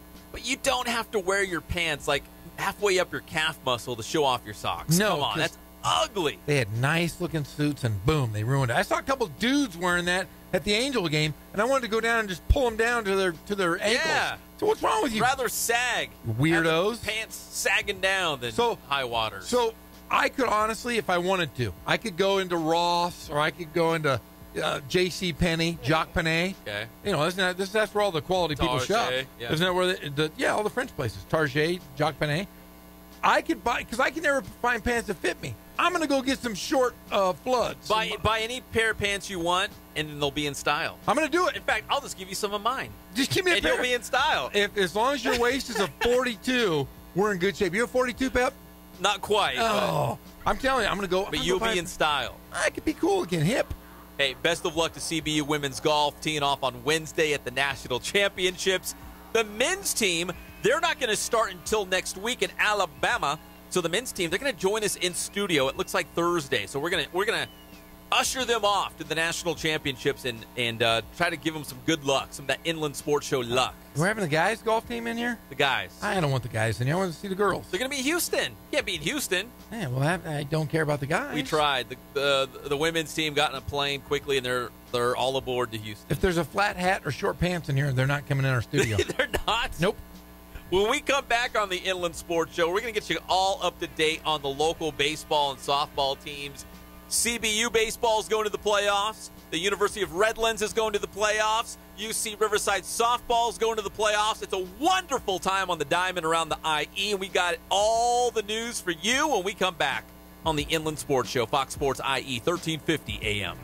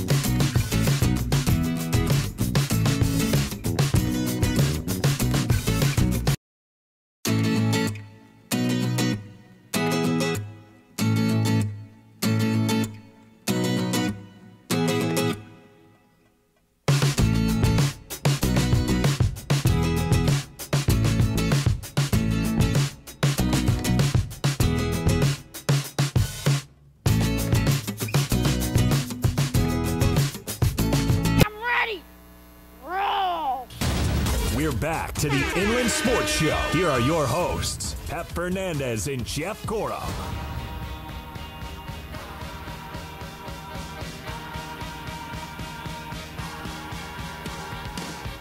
And with that, welcome back to the Inland Sports Show on Fox Sports IE, 1350 a.m. How's it going out there on a Monday?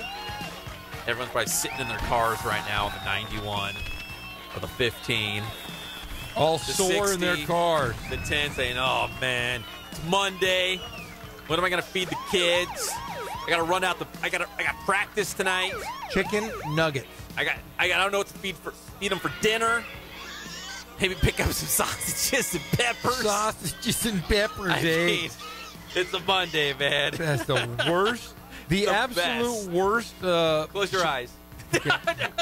Don't do it again. Peppers. You don't have to do it again. Peppers but and if you sausages. if you close your eyes and squint real tight, you feel like you're in Chicago. you feel like you're in Chicago. I mean, like you feel like you're right there outside of Wrigley Field. Why do you sound like you're from Saskatoon? I don't know. There's no way you're from Chicago. I don't know. Oh, the Inland Sports Show is wonderfully brought to you by Boost Performance Training in Corona with Coach Ray Bass. We love you, Ray Bass. We love your team because you're making great athletes all around the Inland Empire. Softball, baseball, football, lacrosse, golf, track and field, whatever it takes, Ray Bass and his team will do it. Get you faster, bigger, stronger. You know, you want to win the race, you want to hit a home run, you want that scholarship, you want the starting job on varsity, all those things. Go to Boost Performance Training. Follow them on Instagram. Follow them on Twitter. All right, so CBU baseball, you know, they kind of limped into the playoffs, Jeff. Remember, we were closely monitoring their series with Dixie State last week. They lost 3 out of 4. We were kind of worried. They were on the bubble. And 2 of those games were walk-offs. Yeah, was it on the same day? It was on the same day. Doubleheader? Yeah, they played. I didn't understand this rule, but they played 9 innings on. If they play a doubleheader, they go 9 and 7. Like 7 innings in the second game. Because remember, it was 15-13 Dixie State, and we were watching the game live online. We looked over and were like, wait, why is the game in the 7th inning, but Dixie State's like out on the field in a big team huddle? What's going on? Yeah, weird. It was over. It was already over. I didn't know that rule. Well, CBU, they did make the playoffs. It did not hurt them too bad.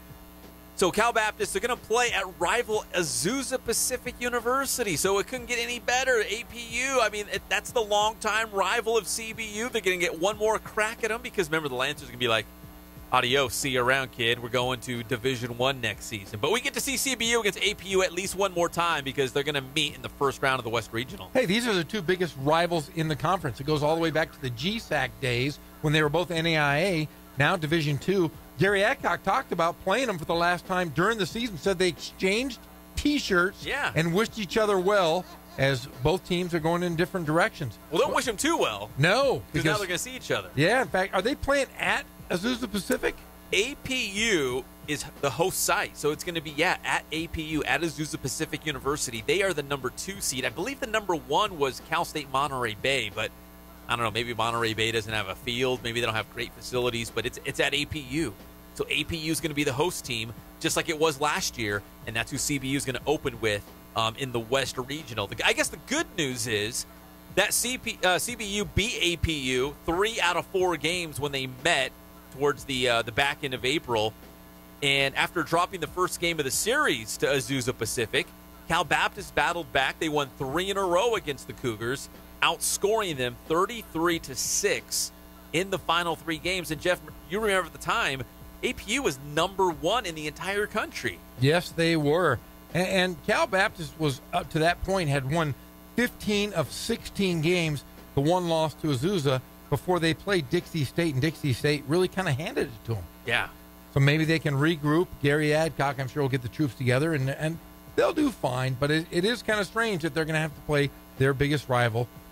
It's kind of fun, though. You know, it's good. We get to see CBU against APU one more time. In fact, I think, didn't basketball see them again? Basketball saw APU in the postseason, didn't they? Yes, they did. First round. So if you love that rivalry, you get one more chance to see it. Now, in the NCAA Division II, do they just play 1 game? No, I think it's double elimination as well. Okay. So they play a tournament format, but based on 6 teams. Okay. Double elimination. So All right. All right, so CBU, best of luck at them against APU. We're going to try to get the skipper on, Gary Adcock, later in the week before they play APU because, again, huge series. And if CBU gets hot, I mean, they're one of the best in the country. All you have to do is get hot at the right time and ride that wave all the way to the championship. So we'll see if CBU can put together exactly that here, beginning with APU later this week at the West Regional. The University of Redlands. How about that? So we have CBU in Division 2. In Division 3, the U of R also going to the postseason as an at-large team. They are in the Division 3 National Championship Tournament, and they are headed to Spokane. That's where their regional is, Spokane, Washington, and the Bulldogs will take on Texas Dallas on Thursday. I haven't heard of Texas Dallas before. Have you, Jeff? No, I've heard of Dallas, Texas, but never Texas Dallas. No, so that's awesome. So we got CBU Division 2. We got U of R in Division 3. Both are going for the national championship. And, the U of R will be up. It's a long trip up to Spokane, Washington for their regional where they will take on Texas Dallas. Make sure I say that right. Yes. All right, and UCR baseball, as we kind of make our way around the diamond, they salvaged that final game of a 3-game series with Fullerton. The final score on that one was 4-2, so now UCR is going to play at Irvine Friday through Sunday. There could be some big news involving Troy Percival sometime very, very soon because there's a lot of speculation that, is he going to, have a new contract? Does he want to come back? Is he coming back? So UCR trying to get through the season here.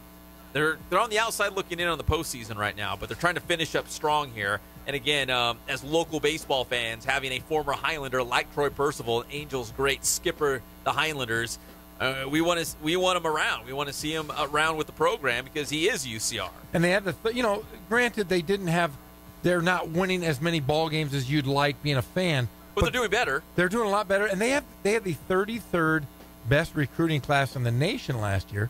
So that means they're very young. So next year, building on Cole Percival, his son, they're going to be a very good ball club for years to come. Also at UCR, the softball team, for the first time ever, they've made it to the Division I postseason play. It's not the NCAA tournament. It is the National Invitational Softball Championship. And however you slice it, it's still pretty cool to play postseason softball. Yeah, it's the equivalent of like the NIT in men's basketball. Exactly. It's very similar to that. Tournament will be held at the University of Nevada, Las Vegas, and it looks like UCR is going to open up on Wednesday against the Nevada Wolfpack. Yeah, they were 33-22 on the year. They were 10-11 in conference. But I'll tell you what, they had a couple. They handed Cal State Fullerton. Cal State Fullerton only had 3 losses in conference all season long, and one came to UC Riverside this past weekend. I think was it the last game of the series? I want to say it was the last game of that series with Fullerton. No, it was actually the first one. Game. The first game they won 4-2, and then they lost 0-8, and then lost 2-1 in the final game. So that's pretty cool. If you're a local fan of the Diamond, we've got CBU in the Division II National Tournament, University of Redlands baseball in the Division III National Tournament, and we got UCR softball making it to the postseason for the very first time. So if you're a local fan, that's very cool. Unfortunately, in Division II softball, we had Cal Baptist losing at their regional to Chico State, and then Cal State San Bernardino, they were at another regional down at Concordia University in Irvine. They were also bounced out of their regional, so no more Division II softball for us for CBU or Cal State San Bernardino. I'm a little surprised about CBU. I was hoping that they'd put together a run here in their final season at the D2 level because they got some great players. Yeah, and you said it earlier. You said good, teams will have a chance to ride the wave and go all the way. CBU just had kind of sputtered out at the end and didn't get that momentum going into the postseason. I want to say one more thing about the UC Riverside Highlander softball program. Nikki Palmer is changing the whole landscape of that program. She is. She's we're her biggest fans. We have her on the Coaches Show quite a bit. You see Riverside Coaches Show on Riverside TV, and she's awesome, very energetic, passionate about her team, and the proof is in the pudding. I mean, they're winning softball games, and now they're going to the playoffs. They're going to a postseason tournament. Yeah, they've got a couple of really good young pitchers. As a couple, Taylor Misfelt is leaving the program. Yeah, it's sad. I don't want to see Taylor leave yet. They didn't build the statue for her yet. Yeah, they need wait for that statue out big front. Giant statue they said they were going to build, but we said they were. But a great coaching staff. Megan Legenfeld, who from we go way back. Yeah, you go way back, but a great National Player of the Year at one time. All right, we come back here. Kawhi Leonard of the Spurs, we think he's going to be traded, and Jeff knows where he's going. I do. You have a hunch, Jeff. I think it's a good one, too. I was excited to tell you about it. Jeff has a hunch where Kawhi Leonard is going to end up. You don't want to miss this because you're going to hear it here first. If it happens, we'll say Jeff Gorham told you so. I've been pretty good with Kawhi Leonard in the past. We'll be back at your favorite show, the Inland Sports Show on Fox Sports IE, 1350 AM.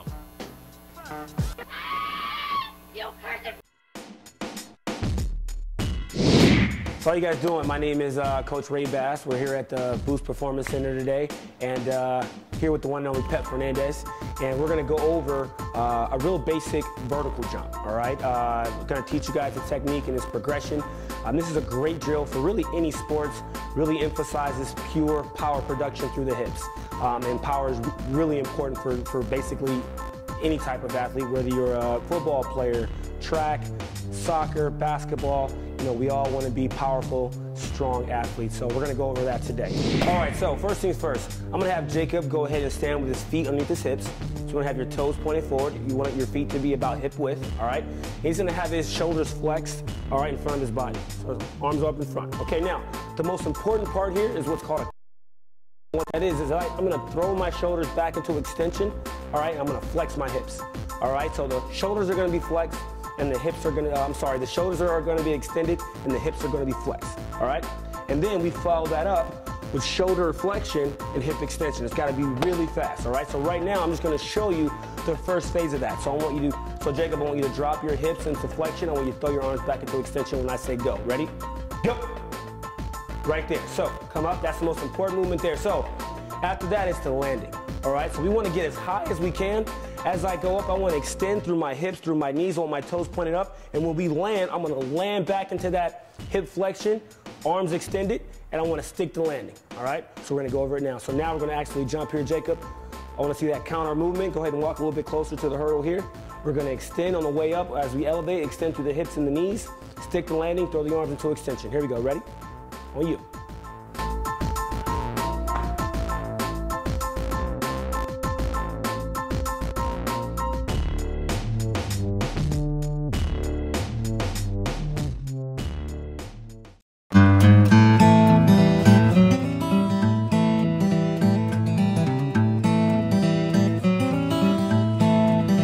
Focus on the customer here.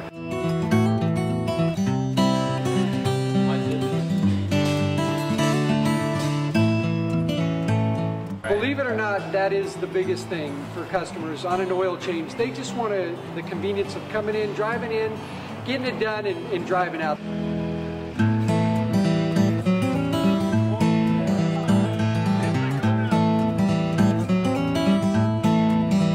Just greet them, get them going, and they're done in about 10 minutes or so.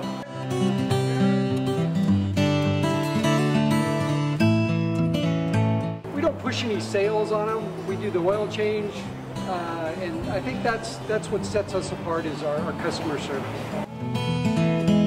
Vacuumed and cleaned your windshield for you as well. Everything's looking pretty good. Come into us one time, believe me, we'll spoil you and you'll be ready to come back the next time.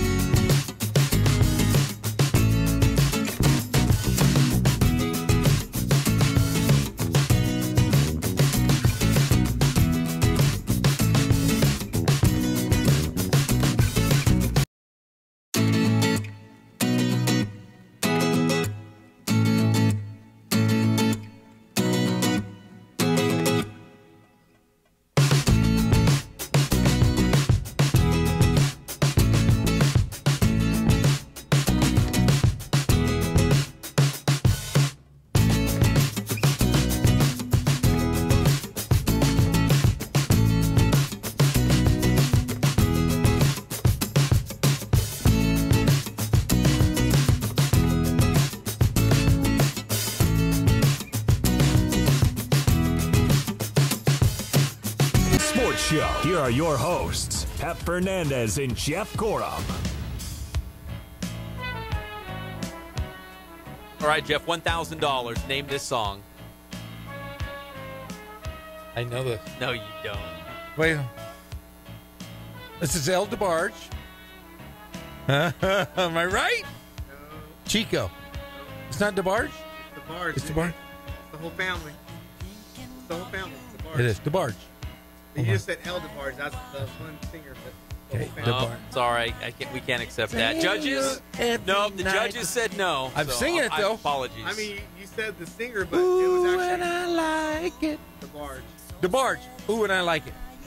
You owe me $1,000. No. He said El. I went through the whole DeBarge family. No. El, Chico. Okay, one more time. Like, you know, like a check swing, you go down to the umpire and you ask. There's $1,000. You owe me $1,000. No, he did not go around. Yeah. Nope, it's not a strike. Sorry. This is a great song, though. You owe me $1,000. No, I just asked the judges. I'm going to go take your car and put it in my pocket and go home. Well, technically, you said El DeBarge. Technically. Chico, El. You know who El used to be, that. or was it Chico? Used to be married to Janet Jackson. Was it Chico? No, it was one of the other DeBarges? El? I'll find out right now. Yeah, one of the DeBarge brothers. Yeah, I know my stuff. You almost lost $1,000. No. Hey, it's legal to bet now. You almost lost $1,000. The Inland Sports Show is brought to you by Kins Sporting Goods. This segment brought to you by Kins, taking care of all your sporting gear needs, and Letterman's Jackets. I know you need one. All you seniors out there, put all your cool patches on there. Go to Kins Sporting Goods. Get a new mitt, soccer ball, cleats, whatever you need. Kins Sporting Goods. KinsSportingGoods.com. If you'd like to advertise with us here on the Inland Sports Show, you can do it as well. Super easy. Just shoot us an email, inlandsportsshow@gmail.com. That's inlandsportsshow@gmail.com. Shoot us an email. Say, hey, I like what you guys are doing. They're holding it down for the Inland Empire. Finally, somebody's doing it. I want to be a part. We'd love to hear from you. All right, so, Jeff, you're ready to just trade away Kawhi Leonard. You've seen enough. Yeah, yes, go ahead and tell him. James Breaking DeBarge. news. James DeBarge. Married to Janet Jackson. Oh, I know. Judges? Nope, they say no. We can't accept it. I'm sorry. I'm really sorry, Jeff.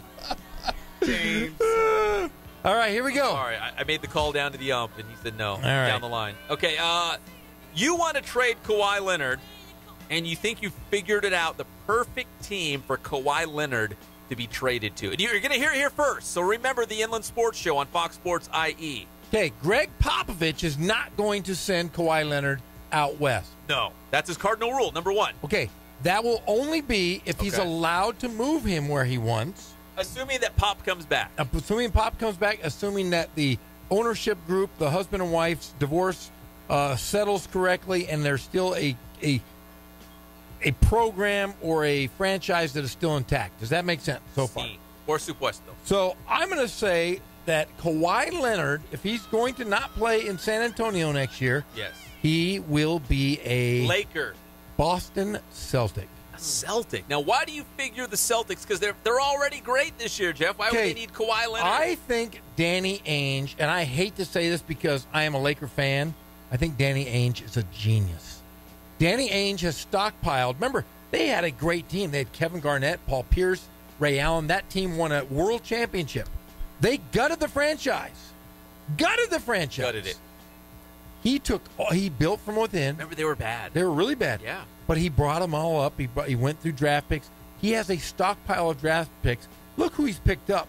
Jaylen Brown, Al Horford. Shane Larkin is a guy that doesn't even play very much, but a very good player. Greg Monroe, Marcus Morris, Terry Rozier, Marcus Smart. Jason Tatum is a steal. Probably the best player. He's a star, yeah. But we didn't mention two guys, did we? We didn't mention Gordon Hayward. We didn't mention Kyrie Irving. They are a great team without those two guys, right? So are you telling me that Boston does not even need Hayward or Irving? This is what I'm saying. We're going to go even second level. Peel it away like an onion, Jeff. The Boston Celtics will have two players in the draft lottery this season. Wait, so they're going to get two more high picks? They get two lottery picks. There's a chance that they could get the number one pick in this year's draft. There's a chance that they could get the number one and number two pick in this Ainge is a draft. genius. Ainge is a genius. He built this team, and he has picks. He has 2 picks in this upcoming draft. Okay. Wait, but if you asked Ainge, he would probably say, "Yeah, even I'm surprised how quickly this came together." Don't you think he would say that? Yes. Or do you think he would say, "No, this was the plan the entire time. I totally knew this"? Well, I think a little bit of luck, and I think he is a smart guy. Think of it this way: they have the best coach in the NBA. Brad Stevens. They have 2 of the best players that aren't even playing. Gordon Hayward makes $30 million a year. $30 million a year. Kyrie Irving is making a paltry $19 million a year. That's it? What a steal. Paltry. But if you're bringing in guys, 2 new draft picks, if you could package Kyrie Irving or Gordon Hayward, say Gordon Hayward, you take $29 million off the books. That's a lot of money. And you give them per year. You could package it this way. You could go, I'm going to give you Gordon Hayward and 2 first-round picks for Kawhi Leonard. Kawhi Leonard. Could you imagine Kawhi Leonard, Kyrie Irving, Jason Tatum, Marcus Smart, Jaylen Brown, Terry Rozier? That's a really good. I mean, they're already a really good team. They're That's already a really good team. Even if you get Kyrie Irving and Gordon Hayward and you sit and collect those 2 draft picks that are going to be lottery picks. They're not first, they're lottery picks. So top 12, right? Top 12. You get 2. What would you do? Would you get rid of those? I would still go after Kawhi Leonard because Kawhi Leonard is the best defender versus LeBron James. You already have guys that want, that have taken on that role to guard Kawhi Leonard. They're doing a pretty good job. They're going to be the best team in the NBA, regardless if they have Kyrie Irving or Gordon Hayward. Could you imagine if you were to bring in Kawhi Leonard, maybe keep one of those, trade a couple picks, maybe trade a couple of your guys? I'm squinting really hard, and I think I can kind of see Kawhi in the Celtics uniform. It's really hard for me, but I can kind of picture it. But hey, you get rid of, just say you get rid of Gordon Hayward. That's $29 million right there. A lot of money per year. Per year. And you're not losing. He hasn't played really for the Celtics. Move him up. It was that first game when he got hurt, right? Yes, move him out. Maybe, I would even hamper to say you get rid of Kyrie Irving and Gordon Hayward. You're going to get Kawhi Leonard right now in the prime of his career. And you already have two lottery picks this year the guys coming back. What if Popovich turns around and says, you know what? Yeah, this relationship with Kawhi Leonard and his people, it's severed. We got to get rid of them. But I don't want draft picks. I want to win now. I need, let's say, Kawhi Leonard for Jaylen Brown and Jason Tatum. Sold. Sold? Sold. Nothing's untouchable, right? When you talk about Kawhi Leonard, nothing's untouchable. Sold. Gordon Hayward, Kyrie Irving, Kawhi Leonard, that's a super team right there. They already have moving parts. You got Marcus Smart. You have guys that can play this play. How about this? Jason Tatum, Terry Rozier, and the higher of the 2 lottery picks for Kawhi Leonard. Sold. Hey, you sell Easy, the house. Right? You sell the house for Kawhi Leonard. If you have a chance to get him and you already have the best team in the East, because they are the best team in the East. Granted, LeBron James, I don't think he'll be playing for the Cleveland Cavaliers next year. I don't see him going to play for the Philadelphia 76ers. I see him coming out west. I see him as a Laker, and I'm not gonna beat around the bush. I still think LeBron James is a Laker next year. But I'll tell you what, this Boston Celtics roster is intriguing, especially with the 2 lottery picks, and you have 2 guys that aren't playing, and they're playing the best basketball in the East. Now, there's a report out that the 76ers really like Kawhi Leonard as well. Now, Kawhi has 1 more year on his contract, so this would have to be a trade of some sort, right? To move Kawhi Leonard. I feel like the 76ers, because they're young and talented, like Boston is right now, it's almost like an arms race. It's like the race to the moon. Who's going to land on the moon first? Because they can see the writing on the wall. Cleveland is not going to be very good for very long, especially if LeBron leaves. Even if LeBron stays, Cleveland, as is not one of the better teams right now.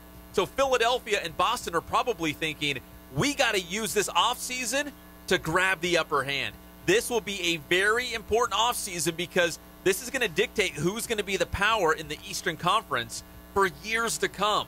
Well, I don't see how they can get Kawhi Leonard because they don't have enough to give. You would have to either give up Ben Simmons or Joel Embiid. You think they have to give up one of those 2? Yes, because J.J. Redick's a free agent. Are either of those guys on the table if you're Philadelphia for Kawhi Leonard? Yes. That's really hard. Yes. They've got to be, right? I mean, Simmons. Who's not? Ben Simmons is the guy has to go. Okay, let me ask you this. Ben Simmons has the worst jump shot of anybody in the NBA. Let me ask you this. Name an NBA player not named LeBron James that would be untouchable in a potential Kawhi Leonard trade. If the Spurs went to any team and said, we want that person for Kawhi Leonard, you'd have to say yes. Anthony Davis. Is he the only guy you can think of? The only guy. So he's like the only untouchable guy, maybe not named LeBron, that you can... Yes. Yes. I have to say Anthony Davis. James Harden? No. James Harden. No. Not that the Warriors would, but any of the Warriors, Durant, Curry. Klay Thompson. Untouchable? No, you get rid of Klay Thompson. He's the only one you can get rid of? Yeah, if they're not going to ever get rid of Curry, they're never going to get rid of the Durantula. But I'll say this: anybody else, I would have to say Anthony Davis. That's the only guy that I would think of because he's not going to go to Golden State. No, I don't see him if he goes to Philadelphia. Philadelphia doesn't have anything to give San Antonio. The only people that have anything to give San Antonio is Boston. That is the only team. They've stockpiled a lot of talent, and a lot of it is young, which could be appealing, right, to Popovich and the Spurs. And I honestly, there is no one else in the NBA that can give San Antonio more than what Boston can. There's no way. You're not going to trade Anthony Davis for Kawhi Leonard. No. That is the only other opportunity that you'd say, because no one else is going to give up anyone. Why would the Golden State give up anything? Why would Houston give up anything? You wouldn't. Exactly, and he's not going to go out west. We're talking east. You just talked me into it because you're right. Boston is the only team out there. It's the only destination for him that has, I would say, a surplus of talent, so they can give stuff away and still be really good. Oh, they could give away the house and still be great. Yeah, they're playing with house money right now, and they're in the Eastern Conference Finals. They're playing without their two best players, and they have two more coming in next year. All right, so if Kawhi Leonard ends up with the Boston Celtics, you heard it here first, so tell your friends. The Inland Sports Show on Fox Sports IE 1350 AM, unless maybe he just stays with San Antonio, and then next year when he's a complete, a unrestricted free agent, they can go wherever he wants. But a potential trade, Boston looks like a perfect spot. Well, there is no way in hell that they're going to let him play out this next year and not sign him early. If they don't sign him early, or after the, you got to trade. We got to get something in return, right? You cannot do what Cleveland did with LeBron. Remember, LeBron left Cleveland high and dry. He walked out, and they had nothing in return. Nothing, and there's no way Greg Popovich will ever allow that. Pop's smarter than that. No way. All right, we come back here on the Inland Sports Show. The Shohei Ohtani of the Inland Empire 66ers is at it again. We've got an Angel rehabbing with Inland Empire right now. In fact, they're on the diamond right now. They're still playing right now here in San Bernardino.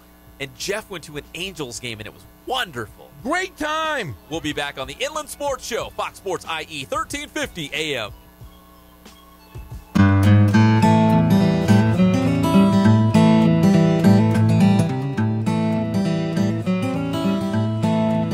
We focus on the customer here.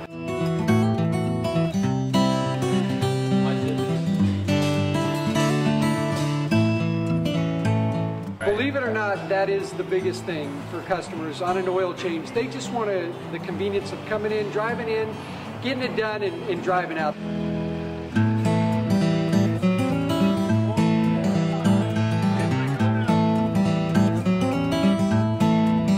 We just greet them, get them going, and they're done in about 10 minutes or so.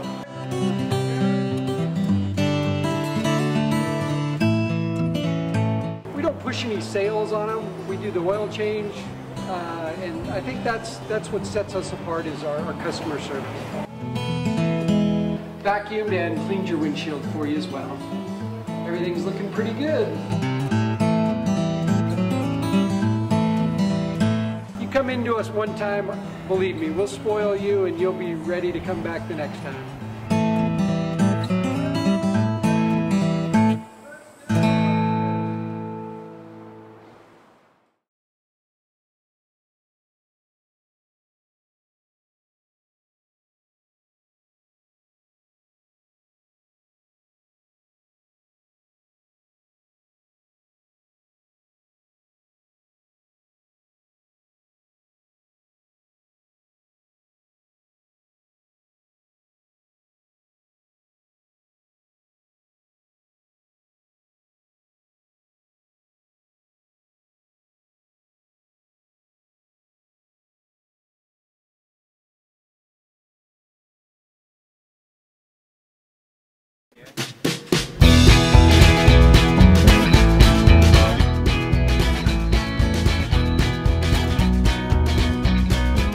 thank God, first of all. I thank the great people that I've got around me that help support me, the people that work for me. As I started, if it wasn't for the people around me, we probably wouldn't be here right now, but I've got a great staff. I've got great people that do stuff for us outside the store, and we've been very, very fortunate.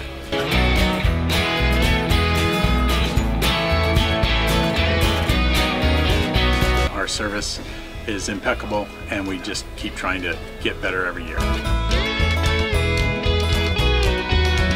We can do online stuff for your teams, as well as, like I said, the screen printing, the embroidery. We also have 3 women that do extra sewing for us, like tackle tool on uniforms, or the bling or rhinestones for different shirts for the ladies. That's why we have certain racks just for certain schools, and the fun about that is that it turns into other schools that may come in here that aren't as close, that we can do stuff for them as well. We've had very, very good customers throughout the years, and it's just been a blast.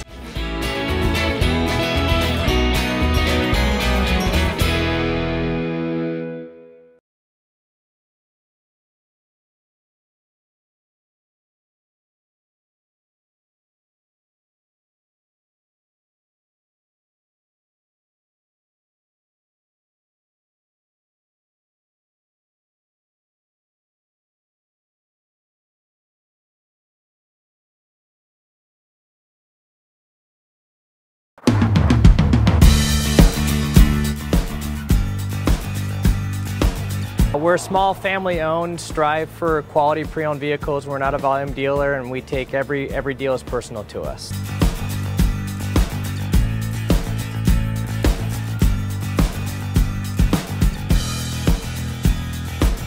We're a low-stress environment. We're not a pressure sales house. If you want to shop us, you're more than welcome to shop us. We have, like I said, great rates, competitive financing, a lot of one-owner, clean Carfax, clean title vehicles. As you see, we have Carfax everywhere. That's most important to us, to educate our customers before they make a purchase.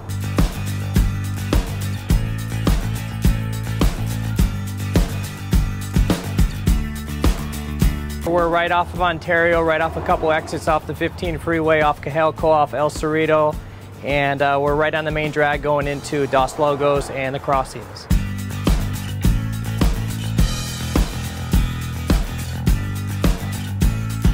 We have great financing, we have great lenders that we're using. We do buy, sell, trade, cash for your car. Whatever we need to do to help accommodate the customer, that's what we're here for.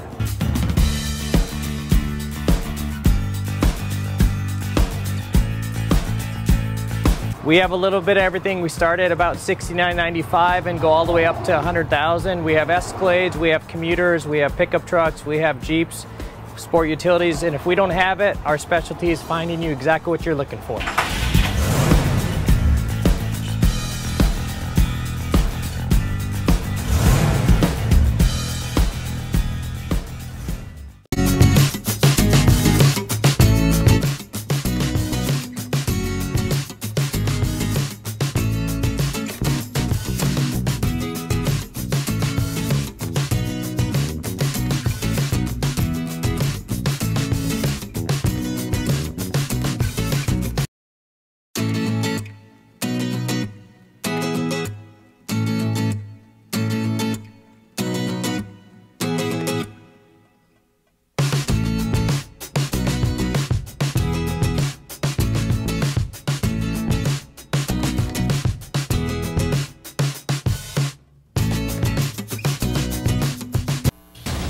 We're back to the Inland Sports Show. Here are your hosts, Pep Fernandez and Jeff Gorham.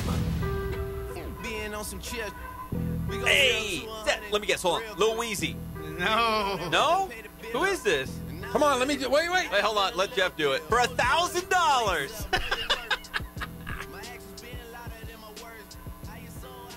That's Lil Weezy. Nope. That's Puff Daddy. Nope. That's definitely Kanye. Nope. Meek Mill! No, that's Drake. Drake. Is it Drake? I don't know. I don't know my rap. Welcome back to the one and only Inland Sports Show, and this segment is proudly brought to you by Spoiled Quick quality oil change. Go every 3,000 or 5,000 miles. You all need it. You know you do. Go into Spoiled Quick Quality Oil Change. We have just gone final from San Manuel Stadium deep in San Bernardino. The Stockton Ports have defeated the Inland Empire 66ers by a score of 5-4, but that's okay because Jared Walsh, remember we were talking about Jared Walsh of the 66ers? Yes. The Shohei Ohtani of the California League. Oh, yeah, that guy. I like him. 2 more home runs today for Jared Walsh. He can pitch. He can hit. Obviously, he can hit. 2 home runs today against Stockton. I'm telling you, if you're an Angels fan, remember the name, Jared Walsh. You can see him right here in San Bernardino. And he's tearing it up. He's really good. He is fantabulous. And we also had an Angel rehabbing for Inland Empire. Blake Wood, a pitcher, pitched 1 inning, the first inning of the game. A perfect 1 inning. No runs, no hits, no walks, nothing. Definitely a Blake relief Wood. pitcher. I imagine he's probably not a starter. Probably they only pitched him an inning. He started from the bottom. Yes, he did. And now he's here in San Bernardino. All right, so Blake Wood on a rehab. Looked good for the 66ers, but they did lose 5-4 against Stockton. Jared Walsh, write that name down. 2 home runs, called in the bomb squad twice. One was an Oppo bomb. You know what an Oppo bomb is? No. Opposite field home run. Oh, yeah, makes sense. Oppo bombs. Oppo. 2 home runs. He's tied for the California League lead. All right, but I've buried the lead here. We got 5 good minutes because Jeff Gorham and his little son, Johnny Gorham. He's not the littlest of the littlest. He's the middle. He's the middle Gorham. He's like the Jello ball. He's He's the middle ball of the Gorham family. He's the Jello ball. It's Johnny Gorham. You guys went to the Angels game. First of all, I want to thank the Angels organization, Trent Rush. Did they roll out the red carpet for you guys? They rolled out the red carpet for us, and I want to say it was, being a lifelong Angel fan, it was pretty incredible. Got to go to the offices of the back offices where all the inner bowels. The inner bowels of, where the trades happen, when they sign players, where it all goes down. Happens down in the bowels. I will say this. We get to the game. We have front row seats. Front Pep. row? I have never been That's front where row. the celebrities sit. We sat in the front row. We were on the first base side, right between right field and first base. Before the game, we were there for batting practice, and guys were playing catch. A couple people probably said he's a basketball player, probably. Hey, look at that tall guy, man. Yeah, look at that guy. Former NBA guy. So here's the deal. Ball comes over to the wall. My son, Fast Johnny's there looking at his bobblehead. Who comes right over to the wall? Joe Mauer, all-star. Has over 2,000 hits in his career. Going to have over 3,000 when it's all said and done. He's a stud. Joe Mauer comes over, and I say, Johnny, say hi, Joe. He says, hi, Joe. Joe Mauer looks up over the wall and says, hi, who are you? Johnny Gorham says, I'm Johnny Gorham. I'm Johnny Gorham. I'm the middle ball. Got a little nervous. Didn't know exactly. I'd get nervous, too. It's Joe Mauer. I thought it was great. I didn't have a pen, or I would have had him sign a shirt. He would have signed his Mike Trout shirt. But he shook little Fast Johnny's hand and then went on his way. But I was like, that's Joe Mauer. And he's like, okay. Hey, he's like, okay, look at the. Sure, it is. He said, look at that big waterfall out there in center field. I'm like, yeah, it's pretty cool. So, third inning comes along. Trent Rush, voice of the Angels post game. Yes. Walks down to our seats in front of everybody and says, hey, Jeff. I said, Trent Rush. Everybody turned and looked. They said, that's Trent Rush. He walked us up. We went into the studio where he does his post-game show. Because it's attached to the stadium, right? Yes. It's an appendage. It's like the appendix. He did his little key card, and we walked us right through. And he said, that's where we made the deal for Albert Pujols. Over there, down that hallway, that's where we made the trade for, I don't know, so-and-so. Yeah, it was the coolest, neatest experience. Fast Johnny goes into the studio, puts on a headset, thinks he's on the air, freaks out a little bit. There's pictures on my social media of Fast Johnny. Trent Rush took a nice picture with him, and then we walked out with Trent. We said we could have gone up to the press box, but Fast Johnny and I decided to have an ice cream and a baseball helmet. Hey, that's the best part of the game. And we had the best time ever. I just wanted to say thank you to Trent Rush. Thank you to the Angels. Thank you to everybody. It was like one of those experiences I shared with my son. I will always remember it, and I hope he will as well. So go Angels. That's your team. My team. It was really cool. And you met Joe Mauer. Met Joe Mauer. Or maybe I should say Joe Mauer was able to meet you and Johnny. Yes, he was. And I'll tell you what, little Fast Johnny enjoyed himself. We didn't last the whole game because he was falling asleep. He is just a blazing 5 years old. Yeah. But he lasted. I'd be a little tuckered out, too. And it was raining, believe it or not. That makes it fun. It was little great. adversity makes it fun. We had a great time, and he talked about it all weekend. So, will you do me a favor? Yes. Will you follow Joe Mauer on Twitter? I can. And just send him a message. Be like, hey, I don't know if you remember me. Met you at the Angels game. Really appreciate you taking the time to come over and see if you can get a response. We'll see if we can get him on the Inland Sports Show. Why How not? many innings were you there? We were there until about middle of the 7th. Okay. We made That's it a to good run. Made it to the 7th inning stretch, and we got home, and we listened to the game. Well, I listened to the game. He was asleep within about 3 minutes. But I carried him to bed. When he woke up, he was still wearing his Mike Trout jersey. He had I got a brand new Angels shirt, too. You did? I'm going to wear it tomorrow. Tomorrow's the day. I'm going to wear my nice red Angels polo. Right. Nice. So thank you, Trent Rush. Thank you, everybody. All right, when we come back here on the Inland Sports Show, we're going to get you set for a big night of high school awards, the Ken Hubbs Awards tonight. Also, I got a little bit of high school football breaking news. I did not know this was happening. I don't know if a lot of people know this is happening. I think you're going to hear it here first when we come back and we wrap things up. Big high school football news here's your hint, at Riverside Poly. What? Yes! Jeff's like, what are you doing? When we come back, we'll be right back. It's your favorite show, the Inland Sports Show, Fox Sports IE, 1350 AM.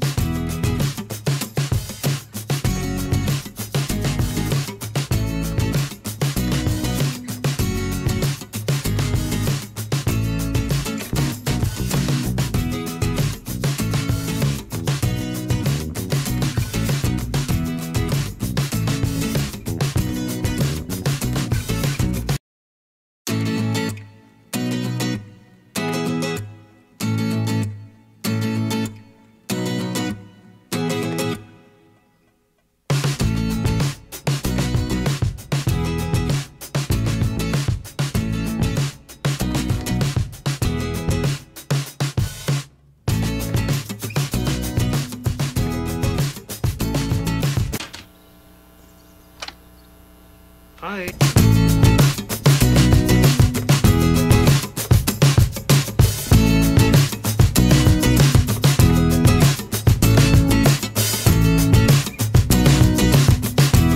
Pep Fernandez and Jeff Corum. Welcome back to the Inland Sports Show on Fox Sports IE 1350 AM. We're brought to you by Catalano Motors in Corona off of Temescal Canyon Road. This week's special, and you can save thousands. It's a 2014 Chevy Camaro LS, black on black rims. You know you love it. Go check it out at Catalano Motors in Corona off of Temescal Canyon Road. Jeff, we've got the Big Ken Hubs Awards tonight. You know, a bunch of the schools have the boys and the girls representatives, but then they have the overall winner, the actual Ken Hubs Award. I got a feeling the boys' award's going to come down to Jeremiah Martin of Cajon and Brian Landon of Redlands. That's my hunch. Everybody's All-American. Oh, man, it's going to be close. I'm going to be out there tonight getting some video pictures and some interviews, so we'll check that out a little bit later. But we had some breaking news today, and it really stinks because he's a guy that everyone knows from the high school football world, the passing of the great Don Markham today.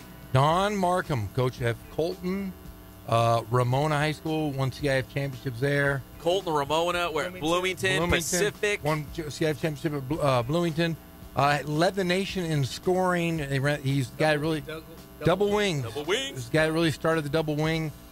Mentor to a lot of guys. I know Ken Batdorf, He reached out to you, right? Yeah. Ken Batdorf at Norda Vista. Yeah, in fact, coach was at Ramona when I was there. Won a CIF championship in 1988. So, yeah, his passing, we give the best out to his wife, Linda, and his sons. So, yeah, much loved guy, very polarizing football coach here in the Inland Empire. Yeah, everyone's got a Don Markham story. He affected so many. He won football games, too. He was a great football coach for a long, long time. So the passing of Don Markham today here as we wrap up the Inland Sports Show. One other quick little tidbit of high school football here. I just got a tweet. And again, we put all the tweets live on our Inland Sports channel, so you can read them, you can see them, you can touch them, you can feel them. They're right there. Got a tweet from Coach Stauffer, who used to be your arch enemy, Jeff, and now he's a dear friend of the show. He was at Patriot High School. Who, Coach Stauffer? Yes. I hate that guy. Oh, I thought we God, were man, I'm telling you, man, he drives me bonkers. He drives me absolutely bonkers, that guy. Well, guess what? I remember I told you we had some breaking news, some big-time news for high school football. Is it involved Mike Stauffer? Yeah, so Coach Stauffer, Mike Stauffer is now at Riverside Poly. Oh, I hate him even more now. He's a Poly guy. With Coach DeWitt. But get this. You know who else is at Riverside Poly? No.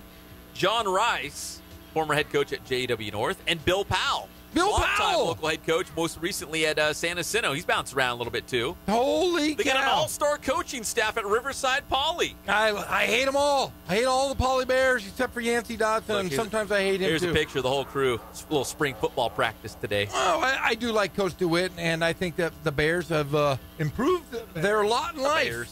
The Bears have... Hey, that's the end of the show. No more sausage and peppers here. There it is. No more Quakes. Oh, Chicago Pep. No Quakes tonight. They played this morning. It's over. They're back on the road tomorrow night at Stockton. Of course, you can hear the game right here on Fox Sports IE. All right, as for us, we'll see you tomorrow, 3 o'clock. We had a lot of fun planned for tomorrow. Hope you'll join us. 3 o'clock. It's the one and only Inland Sports Show on Fox Sports IE 1350 AM. Game's in the refrigerator. The door is closed. The lights out. The eggs are cool. The butter's getting hard, and the Jell-O is jiggling. Inland Empire